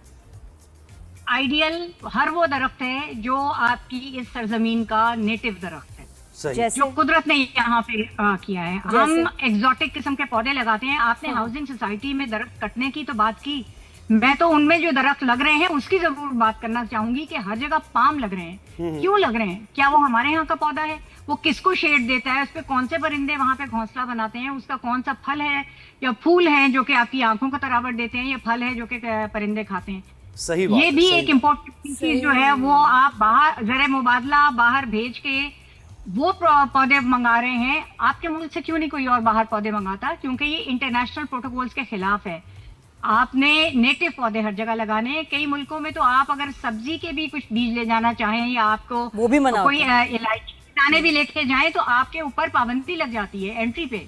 आपके कस्टम कंट्रोल आपको रोक लेता है क्योंकि आप उनकी वहाँ की जो नेटिव स्पीशीज है उसके अंदर एक नई चीज इंट्रोड्यूस कर रहे होते हैं जो कि वहाँ के मुआफिक नहीं होती वहाँ के माहौल के, और जो वहाँ की दूसरे दरख्त हैं उनके साथ वो कॉन्फ्लिक्ट करती है। तो आफिया, उनके हमें कौन से, वसाइलात को अगेन माय बरकरार क्वेश्चन, के पानी- कौन से पौधे हम यहाँ लगाएं?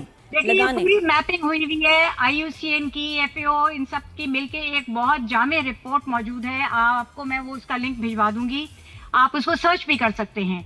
उसमें पाकिस्तान के किस खित्ते, किस सूबे में कौन सा दरख्त, कौन सी झाड़ी, कौन सी बेल, कौन सा पौधा, कौन सी घास लगनी चाहिए, वो तमाम मौजूद है। लेकिन ये तो इसमें बुनियादी है, नहीं आप तो पाकिस्तान आप के यार तमाम- बुनियादी हमें जो है ना नॉलेज नहीं है, इसका मतलब है। हाँ, और फिर भी मुझे तो नेम फिर चाहिए यही उन दरख्तों के, अफसोस की कौन बात से है ना। सिंध में? देखिए लोग नेक नियति से लगाते हैं दरख्त, लेकिन वो नेक नियति जब नॉलेज के ऊपर बेस नहीं हो तो बाद में फिर नुकसान होता है। फिर वो एक सोशल मीडिया पे हाहाकार मच जाती है, ओह देखे ना हमने तो यहाँ पे वो दरख्त लगाए थे और हुकूमत ने आके इस पे बुलडोजर।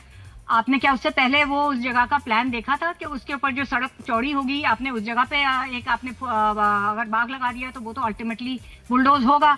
अच्छा, जो हमारे यहाँ लॉन्ग टर्म प्लानिंग नहीं होती, हमारे दरख्त लगे हुए थे, अब आपने अर्बन उसमें ट्रांसपोर्टेशन के लिए ग्रीन लाइन, ब्लू लाइन जो भी हैं उनके लिए आपने हजार दरख्त काटे, लेकिन लोगों को वो कटते हुए दरख्त नजर आते हैं क्योंकि वो बड़े होते हैं। उसकी जगह जो भी ऑफसेट के लिए दरख्त लगाए जाएंगे, कम अज कम उनको 10 साल तो लगेंगे ना उन्हें बड़े सायादार बिल्कुल, दरख्त बनने में। बिल्कुल। तो फिर वो बर्दाश्त करना पड़ेगा क्योंकि अर्बन ट्रांसपोर्ट भी जरूरी है, वो आपके उन एमिशंस को रोकती है, जिन एमिशंस और पोल्यूशन को दरख्तों ने भी रोकना है। और तो हम हमने इस अगर इकोसिस्टम ज्यादा की अगर आफिया बात करें तो ये जो अब इसकी जरूरत पर भी थोड़ा सा आप रोशनी डालिए कि ये जो जितनी भी मतलब आप देखें कि जानवर हैं या फिर अशरातुल अर्ज़ हैं, ये कितना ज़रूरी है हमारे सिस्टम को चलाने के लिए, और वो मादूम होती जा रही है बहुत सारी स्पीसीज जो बहुत ज़रूरी है। तो ये नुकसानात पे भी जरा से आप ना आपने उसके लिए लफ्ज, बिल्कुल सॉरी बात आपकी काट रही हूँ मैं, आपने उसके लिए बिल्कुल सही लफ्ज इस्तेमाल किया कि इकोसिस्टम है। ये एक सिस्टम है, ये साइक्लिकल है, ये मतलब सर्कुलर है। ये तो ये एक डब्बे के अंदर से एक चीज निकाल के आप उसको इस्तेमाल नहीं कर सकते कि उसके अंदर बंद करके रख दें और दूसरे वाले को इस्तेमाल करना शुरू कर दें। हर चीज का एक दूसरी चीज से ताल्लुक है।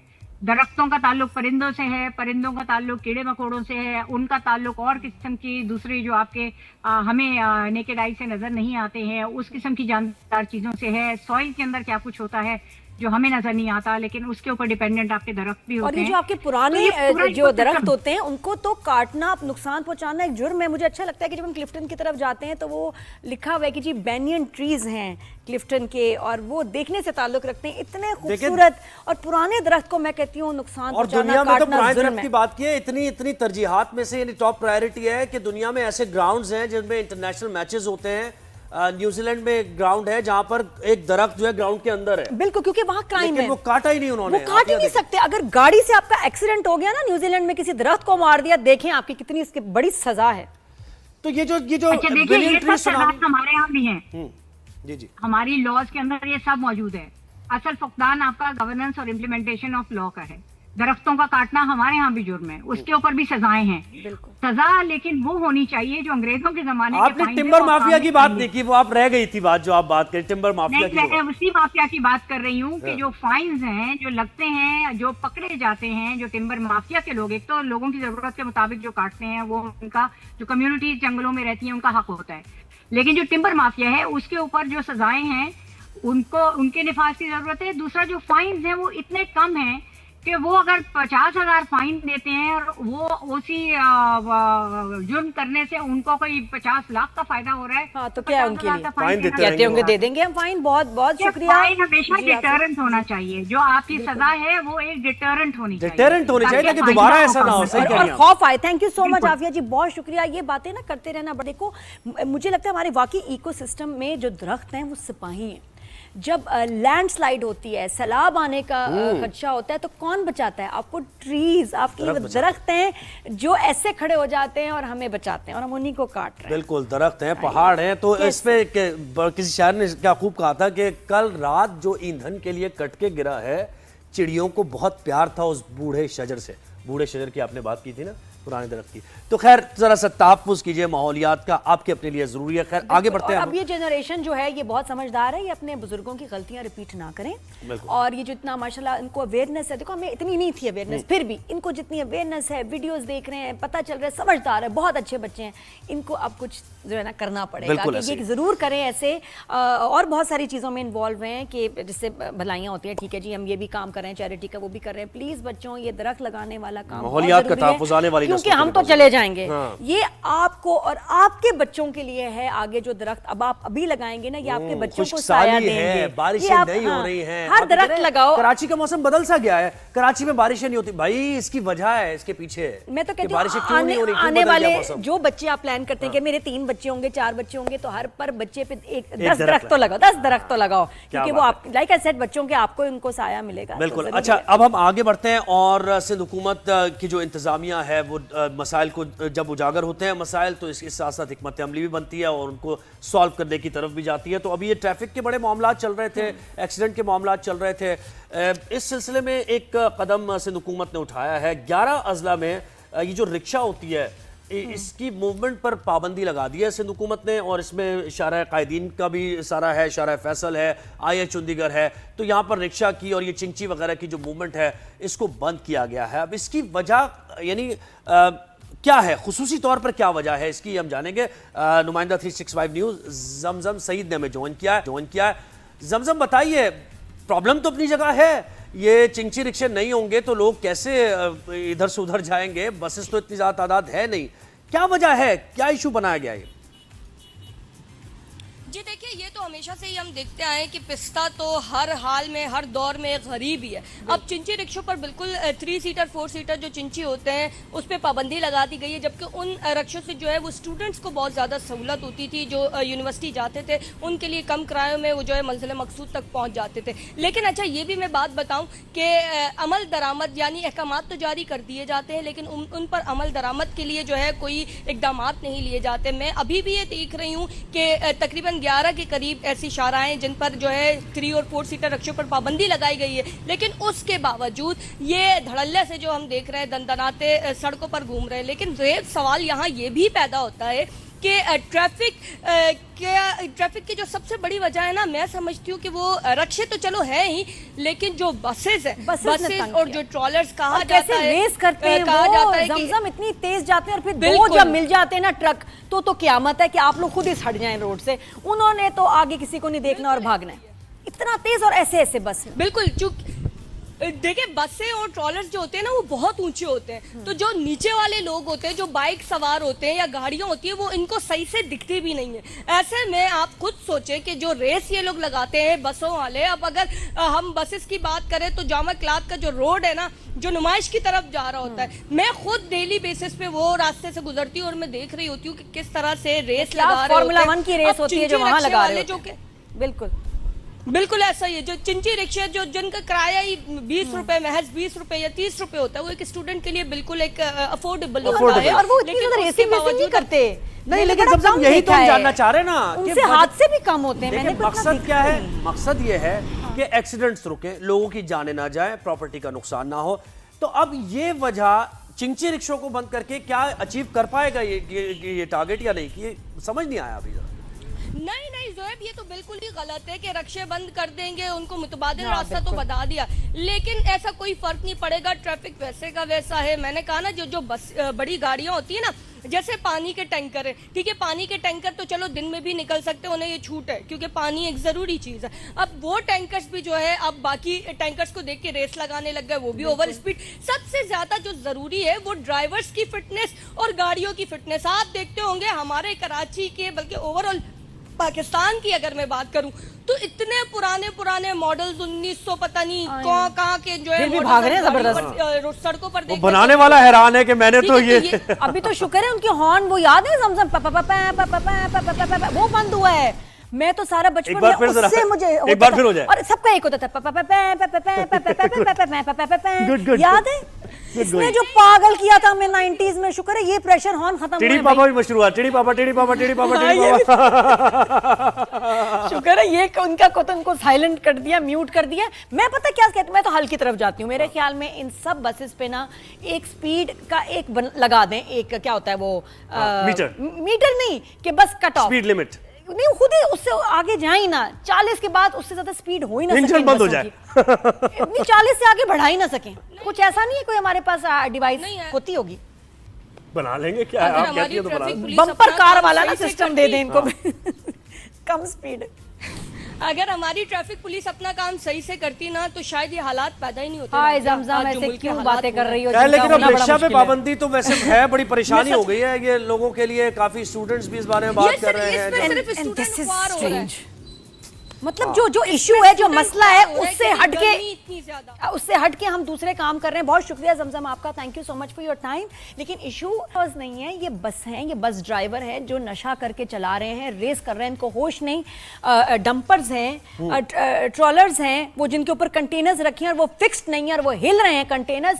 ये मसला है कि रेजिडेंशियल एरिया में हर वक्त चल रहे हैं, इनके ऊपर आप क्यों नहीं पाबंदी लगाते? रिक्शे वालों को पकड़ लिया। इस पाबंदी पर हमने ये शायद आगे भी हम बात करें कि भाई क्यों ये पाबंदी लगाई है। कोई तो वजह होगी ना, कोई तो मामला होगा। नहीं, लेकिन जो सामने पहले उसको तो हम एड्रेस करें, वो नहीं हो रहा। हाँ, वो नहीं हो रहा। वो नहीं हो रहा। और मैं प्लीज कहती हूँ वो तमाम लोग जो बसों में सफर करते हैं, प्लीज अगर आपका ड्राइवर बस वाला स्पीड कर रहा है उसको रोकें, उतर जाएं उस बस से, उससे क्या रोको तुम्हारी ऐसी की तैसी। बिल्कुल नहीं, क्योंकि अगर एक्सीडेंट होगा, अगर बस उल्टी तो बहुत बुरा आपके साथ होगा। तो प्लीज अलाउ ही ना करें, बस को रुकवा दें उसी वक्त। ब्रेक ब्रेक ब्रेक ब्रेक बस ब्रेक लो, ब्रेक लो, टेढ़ी बाबा टेढ़ी बाबा टेढ़ी बाबा ले लो, चलो।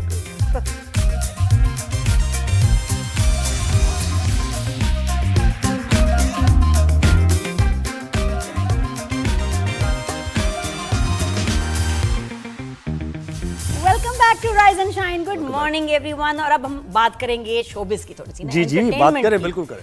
और एक नाम है जिसको मैं कहती हूँ ये किंग ऑफ एंटरटेनमेंट है, क्योंकि इतने अरसे तक अपनी पोजीशन बना के रखना, अपनी ऑडियंस को पकड़ के रखना, एक के बाद एक हिट देना फॉर डेकेड्स, वर्सेटाइल एक्टिंग। और उससे भी कमाल बात है कि फिर भी हीरो आ रहे हैं। कॉमेडी भी हो रही है, सीरियस रोल भी कर रहे हैं, रोमांटिक भी है, सब चीज, और हीरो आ रहे हैं। हाँ, एज तो हो ही नहीं रही। ये भी कोई मुझे लगता है कि काम के बाद फ्रीजर में चले जाते हैं। फैसल कुरैशी की मैं बात कर रही हूँ, फवाद को एज नहीं आ रही, एक फैसल कुरैशी को बिल्कुल 1 साल ऊपर नहीं हो रहा। क्या क्या बड़ी मेहनत करते हैं, वो बताते भी है ना अक्सर। बिल्कुल करते हैं। स्कूल में हम लोग दोनों के बेटे ना एक स्कूल में जाते हैं, सुबह फैसल आता है और सीधा जाता है जिम।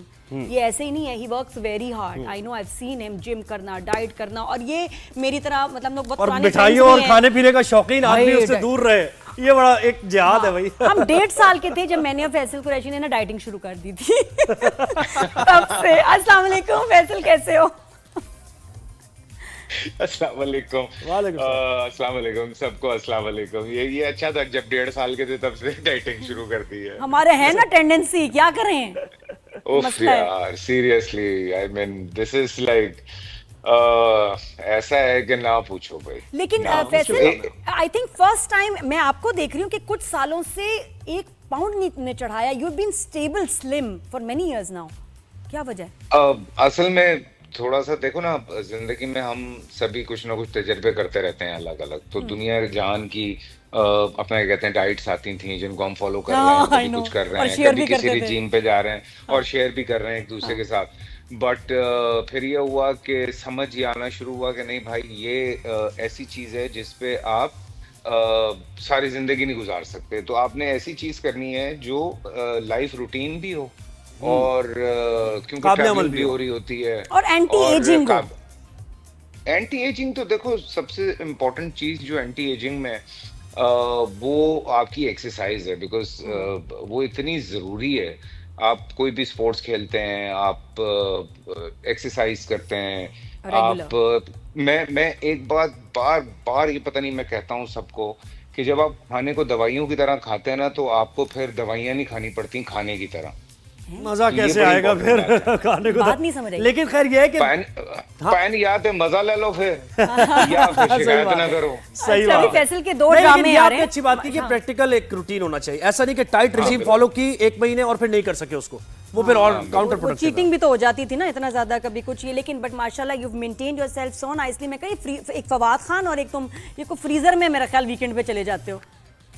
नहीं ऐसा कुछ भी नहीं है। बस ये है कि नहीं, फवाद तो खैर younger than me obviously. लेकिन मैं 9 इयर्स के बाद जो वो आ रहे हैं ना, लगा ही नहीं कि 9 इयर्स का गैप भी आया है। अच्छा फैसल, बहुत मुबारक हो माशाल्लाह, 2 ड्रामे बिल्कुल साथ साथ आ रहे हैं स्क्रीन पे। राजा रानी, बहरूपिया राजा रानी तो मैंने अभी देखा भी, और बहरूपिया के भी काफी हम इस वक्त टीजर्स वगैरह देख रहे हैं। काफी एक्साइटेड है लोग वो देख के, टीजर देख के। और दोनों में बहुत ही परफॉर्मेंस वाले कैरेक्टर्स हैं, बहुत मुश्किल कैरेक्टर्स हैं। राजा रानी में कल मैं देख रही थी तो थोड़ा सा वो एक जो बचपन की तरफ बच्चा चला गया है ना, तो वो बच्चे वाली परफॉर्मेंस, फिर मैच्योर वाली परफॉर्मेंस, थोड़ा मैं ख्याल पहले उसकी बात करते हैं। उसकी बात कर ले पहले, हाँ, फिर बहरूपिया की बात होगी। ये रोल कैसे, और ये बीजे प्रोडक्शन का है ये राजा रानी ड्रामा, तो ये कैसा है, कैसा एक्सपीरियंस रहा? यार यू नो लाइक जब कई लोगों ने देखा और इतना पसंद किया, तो इतनी सारी ऑफर्स आ रही थी सीरियल्स की, और मैं सीरियसली मुझे समझ में नहीं आ रहा था, बिकॉज मैं नहीं करना चाह रहा था। खई के बाद एक एक्सपेक्टेशंस, तुम्हें पता है जब कोई ड्रामा हिट हो जाता है बहुत ज्यादा, तो आपसे ना एक्सपेक्टेशंस बहुत ज्यादा बढ़ जाती हैं। अच्छा, कुछ कैरेक्टर्स आ रहे हैं जो थोड़े एग्रेसिव थे। इवन बाबर जावेद ने भी जो मुझे स्क्रिप्ट दिया पढ़ने के लिए, 2 के स्क्रिप्ट बहुत ज़बरदस्त था, लेकिन मैंने कहा यार you know like the aggression या वो चीज़ें जो हैं वो ऑलमोस्ट उसी तरह की हैं। I really don't want to do this. तो एक स्क्रिप्ट उसके पास था जिसके 10 एपिसोड लिखे हुए थे और बाकी स्क्रिप्ट नहीं लिखा हुआ था। अच्छा, जो दूसरा वाला था वो पूरा लिखा हुआ है, प्लान हुआ है कि कब से शूट पे जाना है। बहरूपिया जो है, नहीं बहरूपिया नहीं। अच्छा तो इनके पास 2 थे स्क्रिप्ट्स, ठीक है, एक 10 लिखे हुए थे, एक नहीं, एक पूरा था, ठीक है। हाँ, तो मैंने जिद करके वो जो ये है अपना क्या कहते हैं राजा रानी, मैंने ये शुरू करवाया, और बीच बीच में अमीन इकबाल जो हैं वो लिखवा भी रहे हैं, काम भी कर रहे हैं। बड़ी हमने उसमें उन बेचारों ने मेरी वजह से सबने बड़ी तकलीफ उठाई, क्योंकि वो कंप्लीट नहीं था और उसको कंप्लीट करना था। सही। तो मैं यही चाहता था कि यू नो लाइक एक कैरेक्टर के बाद अगर आप चिनार खान को देखें और उसके बाद अगर मेरा कोई कैरेक्टर 1-1.25 साल के बाद आ रहा है, 1 साल के बाद, तो मैं चाह रहा था कि बहुत डिफरेंस है। बड़ा इंटरेस्टिंग है उसमें, ये बच्चे बने हुए कि किस साल के बच्चे का उसमें दिखाया है कि इसकी जो है ना दिमाग की एज 8-9 साल का है वो। अरे बड़ा चैलेंजिंग होगा। और मुझे लग रहा है कि इस रोल में तुम्हें फरमान ने बहुत हेल्प की होगी। यस, मुझे फरमान ने और फरमान के जितने भी दोस्त हैं, तीनू भी होगा उसमें, बहुत हेल्प किया है। उन्होंने बहुत हेल्प किया मुझे, मेरे लिए बहुत आसानी हुई थी, बिकॉज हालांकि he is quite younger, but उसको थोड़ा सा बड़ा करना, बिकॉज तुम्हें पता है मेरा तुम्हारा हम सबके जो बच्चे हैं वो 5 साल के उसमें हैं, और मुझे चाहिए था 8-9 साल का। तो बच्चों का ब्रेन बहुत जल्दी डेवलप होता है, बट इसका चूंकि एक स्पॉइल्ड बच्चा जो कि शायद अपनी उस मेमोरी में गया है, सो बहुत चैलेंजिंग था। मैं जब हम कर भी रहे थे तो मैं अमीन से बार बार कहता था कि मुझे लगता है कि सही नहीं हो रहा है। अमीन कहता था कि नहीं फैसल भाई, एकदम पता है ओवर भी लग सकता है, फौरन लोग कह सकते हैं यार ये तो बड़ा ओवर हो गया है, क्या कर रहा है, तो वो बड़ा और वो कंटिन्यूटी में आना कि मुख्तलिफ जब अगले दिन शूट पे आ रहे हैं तो फिर आपको वो याद रहे। अच्छा, ये आपने बड़ी जो पहले बात की थी ना कि कैरेक्टर चूज करना और काफी स्क्रिप्ट्स आ रहे थे, बड़ा मुश्किल हो जाता होगा इतने बेशुमार कैरेक्टर करने के बाद। एक ही तरह के ज़ाहिर आते होंगे कैरेक्टर्स, क्या चेंजिंग हो सकती है, तो उसमें किक मिलना कि मैंने करना। हाँ एग्जैक्टली, एक तो run of a mill type character मैं नहीं करना चाह रहा था।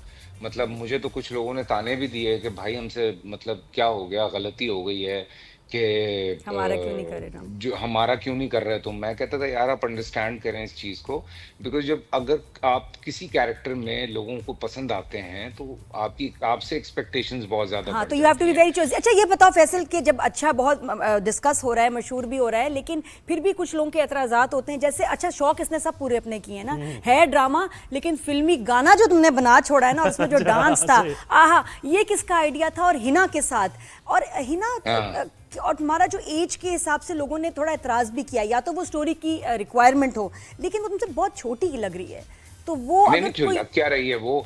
बल्कि अभी हम उस दिन इंटरव्यू में बैठे हुए थे तो उन्होंने कहा कि हिना ने अभी इतना काम नहीं किया, तो मैंने आगे से यही कहा, मैंने कहा क्योंकि जब मैंने काम शुरू किया था तब ये पैदा भी नहीं हुई थी। वही ना, तो वो तो उसमें लोगों का भी एतराज था कि फैसल के साथ एज अप्रोप्रिएट नहीं है, और वो जो गाना है वो बड़ा एक टिश्क वाला जो गाना बना है उसमें भी मतलब you looking very nice, she is looking very nice, लेकिन टुगेदर वो थोड़ा सा ऑफ लग रहा है। बिल्कुल, वो हमें भी पता है। और अमीन इकबाल कितना सादा आंसर है, क्यों किया? मैं यही कह रहा हूँ, अमीन इकबाल या बाबर जावेद पागल तो है नहीं कि बाबर मतलब फिल्मी उन्होंने है। मुझे लिया और उन्होंने हिना को लिया, और अगर वो गाना ड्रामे में है तो वो क्यों है? देयर इज अ वो ऐसा प्रॉपर है ना कि रीजन, पागलपन से ही क्योंकि हिट हो जाती है चीज, कभी कभार ना पागलपन करना लेकिन पड़ता है नया सा। लेकिन नहीं नहीं नहीं, देयर इज अ रीजन। हाँ। देखें, ऑब्वियसली ये वो लोग हैं, या जो भी ड्रामे बनाते हैं, या आप न्यूज चैनल पे बैठे हैं या जहाँ भी बैठे हैं, आप लोगों को लाइक कहाँ घुमाना है कहाँ नहीं घुमाना है, ये आप लोग ज्यादा बेहतर जानते हैं। सो अमीन इकबाल, अगर मैं उसकी बात करूं तो भाई वो तो खबरें बनाते रहे हैं, उनको तो खेलना आता है पब्लिक से। सही। तो वो क्यों, क्योंकि अगर ड्रामे में आप देखें तो जो जावियार है वो हिना के कैरेक्टर से भी 10 साल छोटा है, ठीक दिमागी है? तौर पे बिल्कुल। दिमागी तौर पे, जिस्मानी तौर पे वो बड़ा है, लेकिन दिमागी तौर पे वो उससे भी 10 साल छोटा है, तो उसके लिए तो वो एक एक अलग चीज है। तो वो जब सिचुएशन में वो गाना आएगा तो लोग कहेंगे ओ अच्छा हाँ, ऐसी इसलिए वैसी, था। पता नहीं की समझते रहे हैं। तो और publicity हम तो होती है। अब फैसल ये को देखिए, हम बात तो हो फैसल रही को है ना। डांस भी करते हुए देखना चाहते हैं। नहीं, मुझे तो बड़ी खुशी हुई क्योंकि जो फिल्में नहीं बन रही तो फिर हम ड्रामों में ही अपने थोड़े से जलवे दिखाएं भाई ना। देखिए वो अगर वो ना होता तो ये सवाल भी ना होता ना। टॉक ऑफ द टाउन तो बन रहा है ना। लेकिन देखें ना, हर चीज की कोई ना कोई रीजन सही बात है। And I am the one, मैं अमीन इकबाल से बहुत सारे सवाल मेरे ड्यूरिंग द शूट भी रहे हैं, कि अपना ये क्यों हो रहा है, लाइक शी इज ये अ check किड करो। To me. अच्छा ये है ना, ये गाना this है is the भाई, one. गाना देखो। Yes. तो फैसल अनकंफर्टेबल हुए थे कि नहीं यार, हिना है ये वो मुझे अच्छा नहीं लग रहा, मैं कंफर्टेबल नहीं है, या हो गया आराम से गाना डांस? नहीं नहीं, वो तो असल में जब हम कैरेक्टर पे गए तो जब बहुत सारी चीजें मैं सवाल करता था तो उस पे ये अमीन इकबाल का जवाब होता था कि भाईजान मैं कर रहा हूँ ना, आप मुझ पे यकीन करें। क्योंकि एज डिफरेंस दिखाया है दोनों के बीच में, और वो डिस्कस भी हुआ है ड्रामे में। ये अच्छी तो वो नजर आ और रहा है जाहिर है। मैं- हाँ। ये हाँ, ये सही है कि वो फिर आप बताएं। हाँ, वो हम डिस्कस भी कर रहे हैं, even in Bahrupiya.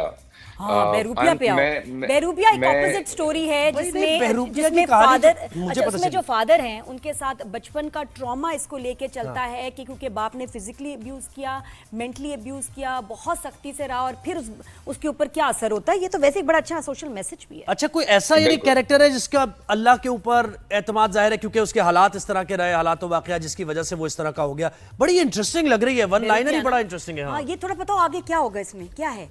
Bahrupiya actually एक बहुत डिफरेंट सी चीज़ है। वो वही जब मैं ये कर रहा था तो इत्तेफाक से बहरूपिया भी आ गया, और बहरूपिया भी बहुत मुख्तलिफ स्क्रिप्ट। जब मेरे पास पहले आया तो मैंने स्क्रिप्ट पढ़ा और लाइक बेचैनी हुई कि यार इतना अच्छा स्क्रिप्ट है और मेरी एज ग्रुप का नहीं है, मैं कर नहीं पाऊंगा, तो मैंने वापस कर दिया। तो 3 महीने बाद शेख साहब वापस आ गए कि लाइक इसको मैंने रीराइट करवाया है, और मैंने और रिदा ने यही सोचा है कि ये कैरेक्टर आप ही करेंगे, बिकॉज हम उसको आपकी एज पे ले आए। तो मैंने कहा मेरी एज पे कैसे ले आए? कहता आप पढ़ लें, हम आपको सुनाते हैं, फलाना करते हैं। तो मैंने कहा ओके फाइन। फिर जब हमने बहरूपिया शुरू किया तो was very challenging for me, because एक आदमी जिसके साथ बचपने में जो तौसीक हैदर साहब वाला कैरेक्टर है, जो मेरे स्टेप फादर का कैरेक्टर है, जो उसने ज्यादतियां की हैं, जो उसने इस लड़के के साथ किया बचपने में, और वो बड़ा हुआ है, तो उसके जो डिफेंस मैकेनिज्म था उस बच्चे का, उसने उसके इर्द गिर्द कुछ लोग जमा कर दिए जो कि कह सकते हैं कि स्प्लिट पर्सनालिटी डिसऑर्डर दिखाया है कि उसकी जी मल्टीपल पर्सनालिटी डिसऑर्डर है। हाँ बिल्कुल। इसकी अच्छा, तो ये नहीं कि वो चीटिंग कर रहा है या वो एक्टिंग कर रहा है, नहीं, उसकी पर्सनालिटीज ही बहुत सारी हैं। उसकी असल में एक वो खुद है मिकाइल, और उसके साथ 8 लोग और हैं। वो कौन लोग हैं, क्या कैरेक्टर्स हैं करते हैं? वो कौन कौन से लोग हैं, वो बताना। सब मुख्तलिफ लोग हैं। एक उनमें कोई शॉर्ट टेम्पर्ड है, कोई कुछ। हाँ, एक बहुत शॉर्ट टेम्पर्ड है, एक जो है वो सुसाइडल है, एक जो है वो बहुत अपना क्या कहते हैं, कॉम्प्लेक्स है, लाइक खेलने वाला है, वो लोगों के साथ खेलता है, जरा वो ताने तस्के कसने वाला आदमी है। एक जो है वो बीच में बहुत आर्टिस्टिक है, जो इन सब में बड़ा सुलझा हुआ इंसान है, जो इनसे जरा बेहतर तरीके से चीजों को हैंडल करता है। एक शेफ है, वो शेफ है जो जब ये बंद होता था तो वो उसको किसी तरह छुप छुपा के खाना खिलाता था। फिर उसकी कोई टीचर है मैडम नेहा, जो उसको उसके साथ हैं, फिर उसकी जो वालदा हैं, चूंकि उसने देखा नहीं अपनी माँ को मरने के बाद, तो उसकी माँ भी उसके साथ है। तो इस तरह मल्टी से फिर वो फैसेटेड पर्सनैलिटी के साथ वो लड़की जो फंस जाती है, वो बड़ी मजे की लग रही है। और तो वो क्या है कि नहीं। कभी कोई कैरेक्टर आ जाता है, कभी कोई इंसान आ जाता है। यार दिस साउंड्स वंडरफुल, बड़ा ही मजेदार होगा। बहुत डिफिकल्ट है, बहुत और डिफिकल्ट तुम्हें था 8 मेरे लिए। एक्टर्स के पैसे लेने चाहिए थे इस ड्रामे के। एग्जैक्टली ये बात ना मुझे जावेद शेख साहब ने कही। हाँ। जब मैं ये सीरियल कर रहा था, अपने क्या कहते हैं, राजा रानी, तो मैं शेख साहब को जब स्टोरी बता रहा था एक्साइटमेंट में, तो शेख साहब कहते भाई 9 सीरियल के पैसे लो तुम। हाँ। तो मैं सही बात। बनता भी है, बनता भी है। मैंने 9 कैरेक्टर्स पे मेहनत करना, उनका गेटअप, उसकी मेहनत, उसकी एनर्जी। भाई फैसल, अब वक्त हमारे पास कम रह गया, लेकिन पीएसएल की बात जरूर करनी है, हाँ, क्योंकि क्रिकेट पैशन है आपका। तौसीक हैदर की भी बात बिल्कुल। है। अच्छा, तौसीक की पहले कहते हैं। तौसीक के साथ एक्सपीरियंस कैसा रहा बता दो, वरना नाराज हो जाएगा वो। नहीं, तौसीक भाई के साथ ऑब्वियसली बहुत एक्साइटमेंट थी। तौसीक भाई के साथ ऑब्वियसली, क्योंकि हम तौसीक भाई इज माय सीनियर, तो हम देख रहे थे, बीच में उन्होंने ऑफ लिया, वापस आए, बहुत अच्छी बात है। दो के उनके मेरे कैरेक्टर के बीच में एक रिफ्ट है बहुत ज्यादा, पर देखेंगे। उनका जो वो तो getup- खैर लोग एंजॉय करेंगे। इंशाल्लाह अब पीएसएल की देखेंगे। बात भी हो जाए, पीएसएल की बात हो जाए भाई। वो क्या मजा आ रहा है पीएसएल में? पीएसएल, हाँ मैं एंजॉय कर रहा हूँ। मुझे 2-3 मैचेस बहुत अच्छे लगे। चूंकि मैं पिछले दिनों भाई मेरी शूट ऐसी चल रही थी कि मुझे सुबह जो है वो 4:30-5 बजे उठना था, तो मैं उसकी वजह से 9:30 बजे सो रहा था। तो कुछ मैचेस मुझसे मिस हुए। कराची सपोर्ट कर रहे हैं क्योंकि लाहौर को, किसको? यार अभी तो कराची को ही कर रहे हैं शुरू से। लेकिन देखने गए हो मैच? कराची का अब हम नहीं, ये मैं कहते बहुत लोग वही जा नहीं बता रहा रहे। हूँ नादिया, मेरा मसला यही चल रहा है। मेरी सुबह 5 बजे का कॉल टाइम है, क्योंकि मेरा भी एक सीरियल चल रहा है जो जिसका नाम केस नंबर 9 है। सो जिसमें मैं सबा, वो भी आमना, बड़ा नूर इंटरेस्टिंग भाई, है। और वो तो आपके जर्नलिस्ट, वो आपके जर्नलिस्ट ने जो लिखा है स्क्रिप्ट, ये वो वाला है? जी जिसकी बात कर रहे हैं? शाहजेब खानजादा ने शाहजेब जो खान लिखा का है। ड्रामा ओह है। अच्छा, हाँ, उन्होंने तो स्क्रिप्ट वो तो लिखा हम है। जरूर देखेंगे। हमारी और जर्नलिस्ट बरादरी उसमें है। सबा कमर भी है मेरे ख्याल, आपके साथ जुनेद भी है। जी, जुनेद भी हैं, खबर पे सबा भी नजर है मेरी। हैं, आमना शेख और हैं। ड्रामे पे नजर बहुत है अच्छी मेरी। बात है। फैसल। हाँ, वो असल में वो एक अलग चीज है। नादिया उदय, उसमें तुमने बहुत गालियां देनी है मुझे। क्यों? इतनी बुरी एक्टिंग बस की मुझे है? पता है ना। नहीं, गया? बुरी सुन मेरे एक्टिंग दिल हो नहीं, गया मैंने वो। हरकतें बहुत बुरी की हैं। पॉलिटिक्स के बारे में खैर अब इस पे बात करनी थी, वक्त हमारे पास वो बार बार कह रहे हैं कि खत्म हो गया। इस पे तो बात करनी थी ना, केस नंबर 9 पे। मुझे तो टेंशन ये ये बात हो भी रही याद है कि दिलाया। अगर तुम 5 बजे जा रहे हो तो फरमान को स्कूल कौन छोड़ेगा? वो फरमान इत्तेफाक से लाहौर गया हुआ था, आज गया स्कूल। आगे वापस। भाई फैसल, आगे, केस आगे, नंबर आगे। 9 पे जरूर बात करनी है, ये तो वेरी इंटरेस्टिंग वो, लेकिन यहाँ जब आके आएगा तब करेंगे। चलो ठीक है, स्टूडियो डर हो में। गया, डर हो फैसल गया। कुरैशी, आपको यहाँ स्टूडियो में आना है मैं आ जाऊंगा। इंशाल्लाह। All the best. आज जुम्मा भी था। माशाल्लाह, Thank you, माशाल्लाह thank you। मैं कहती हूँ जिस तरह सेलेक्ट करते हो ना ये ड्रामाज, जो रोल्स हैं, ये बाकी जो रवायती सास बहू के ड्रामे, शादियों से हट के फैसल कुरैशी जिस तरह के प्रोजेक्ट सेलेक्ट करें, जबरदस्त। और ये जरूर दोनों ड्रामे देखिएगा, खास तौर पे बेहरू। दोनों ड्रामे, तीनों ड्रामे, चारों तीनों ड्रामे, मुझे तो राजा- हाँ, एक लिस्ट है। ब्रेक हमने यहाँ पर लेना राइज एंड शाइन में, और फिर वापस आते हैं जल्दी से, कहीं जाइएगा नहीं।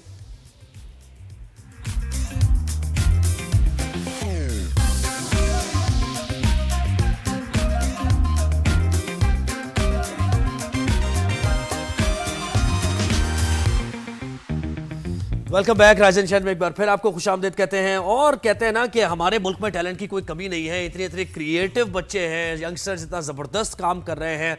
अगर उन्हें थोड़ी सी सपोर्ट मिल जाए तो क्या ही बात है, ज़बरदस्त तरीके से पाकिस्तान का नाम भी रोशन करेंगे। ऐसे ही एक बहुत ही इंटेलिजेंट स्टूडेंट हमारे साथ हैं जिन्होंने एक ऐसी चीज़ ईजाद की है जिससे बहुत ही मसाइल हल होने वाले हैं। पार्किंग से जुड़े मसाइल हैं, दीगर भी अहम चीज़ें, जैसे फ़र्ज़ करें ना दिया समझने के लिए कि जैसे आपकी गाड़ी किसी गलत जगह यानी नो पार्किंग में खड़ी हुई है, ठीक है, और वो एक कोड है, स्टिकर है, वो आपकी गाड़ी पर लगा हुआ है, तो आपकी गाड़ी स्कैन करेंगे, कोई भी खड़ा होगा वो स्कैन करेगा आपकी गाड़ी और सारी डिटेल्स आपकी गाड़ी की आ जाएंगी और वो आपको राब्ता करेगा कि आपकी गाड़ी गलत जगह पर खड़ी हुई है, बराए मेहरबानी इस गाड़ी को और कोई हटा लें आपकी यहाँ ऐसी से। ये चीज जो एक गुम example हो है। सकती है, उसको स्कैन करके वो पता लगा सकते हैं कि वो चीज असल में है किसकी। थोड़ी और डिटेल में जी, इनसे पूछते हैं जिन्होंने बिल्कुल बनाया। ऐसे और ये बच्चे ने बनाया है, मैट्रिक का स्टूडेंट है, हाफिज कुरान है माशाल्लाह। अहमद, तुम तो कमाल हो भाई।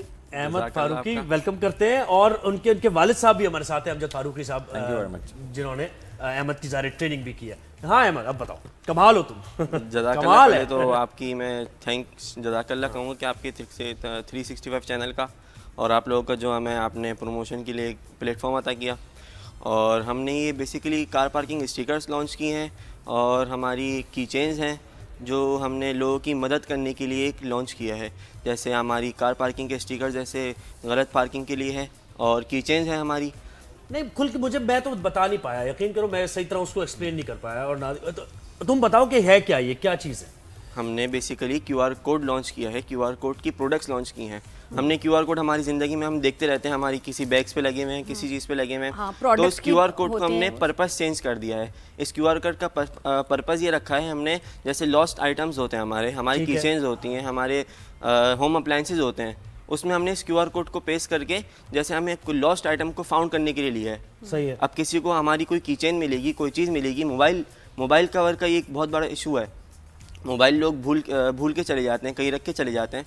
तो उस मोबाइल के पीछे QR कोड लगा होगा तो उस QR कोड को स्कैन करके उस मोबाइल की डिटेल आ जाएगी, उस पर्सन की डिटेल आ जाएगी जिसका है ये है कीचेन है। इसी तरह से अब आपकी मोबाइल कीचेन रह गई है, मोबाइल कवर, मोबाइल जितनी मूवेबल प्रॉपर्टी है आपकी उस पे आप ये QR कोड लगाएं। होम ऐसी गैजेट्स है? है। सर ऐसे ये बिल्कुल, ये तो एक इनिशियल फेस है क्योंकि चीज़ें हम समझते जा रहे हैं। जो मसाइल हैं एक्चुअली मसला ये नहीं था कि हमने इन्हीं चीज़ों पे फिक्स कर दिया। चीज़ों को हम अल्हम्दुलिल्लाह आहिस्ता आहिस्ता चीज़ें इनलाइन करते जा रहे हैं, समझते जा रहे हैं। प्रॉब्लम जहाँ जहाँ थी, जो प्रॉब्लम्स थी उनकी सॉल्यूशन हम ढूंढ रहे हैं कि यार जो मेजर इश्यूज थे, अब जैसे पार्किंग इशू है शहर में, ओवरऑल दुनिया में रहता है अमूमन, लेकिन हमारे यहाँ थोड़ा सा ज़्यादा हो गया पॉपुलेशन की वजह से। पोर्शन है, बिल्डर्स अपार्टमेंट्स बन रहे हैं। स्पेशली आप लोग मीडिया पर्सन, ड्यूटी आप लोग की टफ है, रात में भी आ रहे हैं आप लोग, दिन में भी जा रहे हैं। पता ही नहीं होता, कभी भी रात में अपार्टमेंट में रात में के पीछे गाड़ियाँ लगी हुई, पता ही नहीं होता बेचारा किसकी लोग। गाड़ी है, हाँ। तो अब आप क्या करेंगे, आपका इशू ख़त्म, लड़ाई झगड़ा का कॉन्सेप्ट हमने ख़त्म करना है अल्हम्दुलिल्लाह। यहाँ पे इजी वे में कॉन्सेप्ट ये कि स्कैन करेगा पर्सन उसको और उसको कॉल करके अपना मसला लेकिन हल उसकी गाड़ी पे भी स्टिकर जरूरी है ना? नहीं, जिसकी गाड़ी से प्रॉब्लम हो रही है, जिसकी जैसे एक गाड़ी खड़ी हुई है उस पे उसने स्टिकर नहीं स्टिकर है। लगाया होगा तो ही हम देख सकते हैं यस, ना। यही मैं बोल रहा हूँ। अगर उसके पास अवेलेबिलिटी है इस चीज़ की, अगर ये स्टिकर हमारा लगा हुआ है उसके पास, उसने अवेल करी हुई है इस अपॉर्चुनिटी को, तो हमारा कॉन्सेप्ट ये है कि हम यहाँ स्प्रेड आउट करना चाह रहे हैं इस चीज़ को, ताकि और वो स्कैन होगा तो क्या क्या डिटेल आ जाएगी आपके उसमें पास? उसका एक इमेज जा रहा है। अगर देना चाहते हैं तो कोई कंपलसरी मैंडेटरी नहीं है। अगर उसमें जैसे एक फ़ोन नंबर हमने रखा था उसूलन, तो कंपलसरी जो वो फ़ोन नंबर है। ये तो तब आई थिंक ज्यादा अच्छा होगा जब हुकूमत इसको मैंडेटरी बना के गाड़ी की रजिस्ट्रेशन के ये साथ इसको तो फिक्स कर दे हर एक गाड़ी ऐसी पे। चीज़ है कि अगर है ना? पाकिस्तान, हम पाकिस्तान को देख रहे हैं, पाकिस्तान बेहतरीन। फर्स्ट वाली जुमला है ना नहीं, कि लेकिन मुझे यहाँ एक सवाल देखिए, जी, यहाँ पे तो ये जो आपकी यानी डेटा की जो प्राइवेसी है, Yes. वो मुतासिर हो सकती है ना? बिल्कुल कि सही कह अगर रहे मेरे तो आपकी गाड़ी पे स्टिकर ये लगा हुआ है, अगर फर्ज करें और मैं अननोन हूँ कोई, मैंने आपकी गाड़ी को स्कैन किया और आपका नंबर मेरे पास आ गया। देखिए नंबर का इसमें ये कि जस्ट नंबर, तो मैं समझता हूँ इस वक्त आपका एक नंबर एक ऐसी चीज़ है कि अगर आप देंगे तो वो आएगा, अदरवाइज हम स्नैच नहीं करें नंबर आपकी विलिंग है। अगर आप देना चाहेंगे तो आप समझते हैं तो होगा। एक नंबर है, नंबर मैं समझ रहा हूँ इस वक्त आप किसी भी फूड पांडा से लेके आपका बाइक या किसी भी नंबर, तो कोई ऐसी चीज़ है कि नंबर का मिसयूज़ अगर कोई करेगा तो हमारे इदारे बैठे हैं अल्हम्दुलिल्लाह वो उसको कंट्रोल करेंगे। Number issue nothing else, number तो कोई कहीं से ले सकता है। अगर आपके पास किसी नंबर से कॉल भी आती तो उसका नंबर भी तो आपके पास है। कोई अगर आपको फोन कोई कर रहा है ना, threat देता है, कोई कॉन्फिडेंशियल, करता है, देखिए तो उसका कॉन्फिडेंशियल एक नंबर भी तो आपके नंबर पास होता है है, ना। नंबर एक अलग चीज़ है, नंबर का इस्तेमाल क्या लेकिन है। इसका नहीं, फायदा ज्यादा देखिए ही हम होगा, पॉजिटिव, फायदा हमारा ज्यादा गेम ये है है कि I think positive still। Side पे हम जा रहे हैं। और हम फिर वो negative ऐसा ही अगर नंबर करेंगे ना- देंगे कि जो किसी मेल मेंबर का होगा जो वो देना चाहे। हाँ, हम लेडीज़ पे अमूमन मेरी तो कोशिश यही थी कि हम लेडीज़ देना चाहें दें, लेकिन हमारा कॉन्सेप्ट ये पॉजिटिव जाना है, नेगेटिव कोड। अच्छा, जब मैं स्टिकर लगाऊंगा लेके तो मेरे स्टिकर पे ये मेरी यानी मैं फैसला करूंगा कि मुझे क्या अपनी डिटेल इस स्टिकर पे लगानी है। यस, आपको हमारी input वेबसाइट हमारी website पे है। जो आपकी क्रेडेंशियल आप बताएंगे अपनी वही होंगी। यस, जिससे राब्ता हो सके। डेटा अहमद, इनपुट पूरा देंगे उसी तरह सिलसिला से हमारे बताओ पास कि आएगा। मुझे इसी डिटेल। करना क्या है, आपको अप्रोच कैसे करना है, आप लोग करेंगे क्या, पूरा मुझे कॉन्सेप्ट बताओ। हमारी एक वेबसाइट है www.qrinnovator.com। उस पे हमने अपनी तमाम प्रोडक्ट्स अपलोड की हुई हैं। अब जिसको जो प्रोडक्ट चाहिए वो आएगा, उसमें ऐड टू कार्ट करेगा। और प्रोडक्ट्स क्या क्या है? प्रोडक्ट्स हमारी QR कीचेन की फाइंडर है और कार पार्किंग स्टिकर्स हैं, ठीक है, मोबाइल कवर्स हैं। ठीक है। मोबाइल कवर के साथ आपको QR मिलेगा एक स्टिकर, सही, ताकि उसको लगाएं। और हमारी एडवर्टाइज बिजनेस है, जैसे सोशल मीडिया प्लेटफॉर्म को भी हमने यूज़ कर लिया। अब ठीक है। आप लोग के जो सोशल मीडिया वाले होते हैं, जितने भी यूट्यूबर्स हैं, टिकटॉक हैं, इनका they all are in single, हमने QR में इनको ले लिया। मतलब मेरा इंस्टाग्राम पेज पे अब मेरा आपका QR जैसे हो। हाँ, जी। अब आप लोग ने सबने अलग अलग अपने बनाए हुए ना, तो मैंने इसका यही करा कि जितने भी आप लोग के मीडिया पर्सन है ना, ऑल इन वन का मैंने एक एडवर्टाइज एक हमने वो दे दिया कि आप अपनी कहीं भी ठीक है। तो वो QR हो गया और कहाँ अवेलेबल होगा ये ये हमारी वेबसाइट पे होगा। जब वेबसाइट पे। ऐड टू कार्ट करेंगे उसके कितने बाद एक का है फॉर्म ये? होगा। ये डिफरेंट हमारी जैसे गाड़ी के लिए है। 1000 रुपए के हम दो स्टिकर्स देते हैं और वो होम डिलीवरी होगी all over the Pakistan. TCS हम और एक दफा लेना है 1000 रुपए का, फिर उसके बाद कोई जरूरत नहीं पड़ेगी। असल में मटेरियल का इसमें नहीं, मटेरियल भी ये कि एक इनसाइड जिस तरह टैक्स का स्टिकर लगाते हैं ना अमूमन गाड़ी के ऊपर, वैसे इनसाइड भी एक हमने फ्रंट, आपके हाथ में जो ना फ्रंट वाला है, इसकी लाइफ 1 ईयर है। सही है। चाइना मटेरियल 1 ईयर बाद फिर उसको रिन्यू कराना पड़ेगा। रिन्यू, इसमें रिन्यू अगर इनसाइड वाला है वो रिन्यू सही है, होगा। ठीक है। ये वाली और क्वालिटी ये आइडिया जो था अहमद आपका था या बाबा का? नहीं, मेरे असल में बेसिकली हमारा, मैं आपको बताऊं, इनिशिएट तो हुआ हमारे फैमिली में, मेरे मामू है अमेरिका में बेसिकली, तो उन्होंने वहाँ से एक इनिशिएट करा कि अमजद यार ये हमारे मोबाइल खो जाते हैं। तो अहमद साहब बैठे हुए थे, तो मोबाइल खो जाते हैं मस्जिद में, यार क्या करें, अब आईफोन ये लोग अमेरिका में अब परेशान थे। तो अहमद साहब ने वहाँ पे फ़ौरन, मुझे नहीं पता, मैं अपनी बात में लगा हूँ, इन्होंने अपना बैठे हुए होते हैं, क्रिकेट तो खत्म हो गई, ग्राउंड व्राउंड है नहीं, अहमद साहब ने अपना लैपटॉप निकाला, कुछ ना कुछ चलो जबरदस्त है अहमद, कर दिया। IT की नॉलेज है तुम्हें काफी। एक्सपो में हमने लॉन्च करा है इसको, क्योंकि तुमने तो सिर्फ मैट्रिक किया बेटा, तो फिर ये सारी नॉलेज प्रोजेक्ट इन्होंने एक्चुअली इन्होंने स्कूल में लॉन्च करना था ड्रोन का। भाई देखिए कोई चीज आती है ना तो उसमें लूप होल्स आहिस्ता आहिस्ता करके वो plug in तुम होते YouTube जाते से हैं। सीख रहे हो सारा कुछ? कहाँ से सीखा? नहीं कोई नहीं हमारे पास, ये बड़ी इंपॉर्टेंट कोई बात है प्लेटफॉर्म कि नहीं है। इसके लिए कोई IT स्कूल एक्सपर्ट होना जरूरी नहीं, कोई बच्चे ने प्लेटफॉर्म नहीं सेल्फ टॉट है बिल्कुल। YouTube से। बेचारे ने असल मैंने में YouTube से ड्रोन सीखी। बनाना था, वालदा ने इनकी बोला कि तुमने तो इतना प्रोजेक्ट बनाया हुआ है। मैं आए मेरे पास, बाबा ये तो बड़ा महंगा बन रहा है। मैंने बोला यार एक काम करो भाई, मैं नहीं देख रहा। बिल्कुल। अब इनकी वालदा ने इनको बोला तुमने अपना जो छोटा सा एक प्रोजेक्ट बनाया हुआ QR का, वही स्कूल में लॉन्च कर दो, वही उसमें लॉन्च कर दो। वो अल्लाह ताला ने तो अभी उसमें तो खैर पता नहीं क्या क्या वंडर्स कर रहे हैं पाकिस्तान का नाम। चलेगा, अल्लाह ताला बहुत ने शुक्रिया उसमें इज्जत दी। So proud of you, तुमने Ahmed, हमें वक्त दिया। माशाल्लाह, very nice। और अमजद भाई आप बहुत शुक्रिया, आपने वक्त एंड दिया। सच सपोर्टिव पेरेंट्स, जी। तो कितनी अच्छी बात है, साथ मिलके आप इतने कमाल कर सकते हैं। तो बहुत इस शुक्रिया। सेगमेंट पर भी अपना फीडबैक दीजिएगा, सोशल मीडिया पर आपके मुंतज़िर हम रहेंगे। इजाजत दीजिए, अल्लाह हाफिज।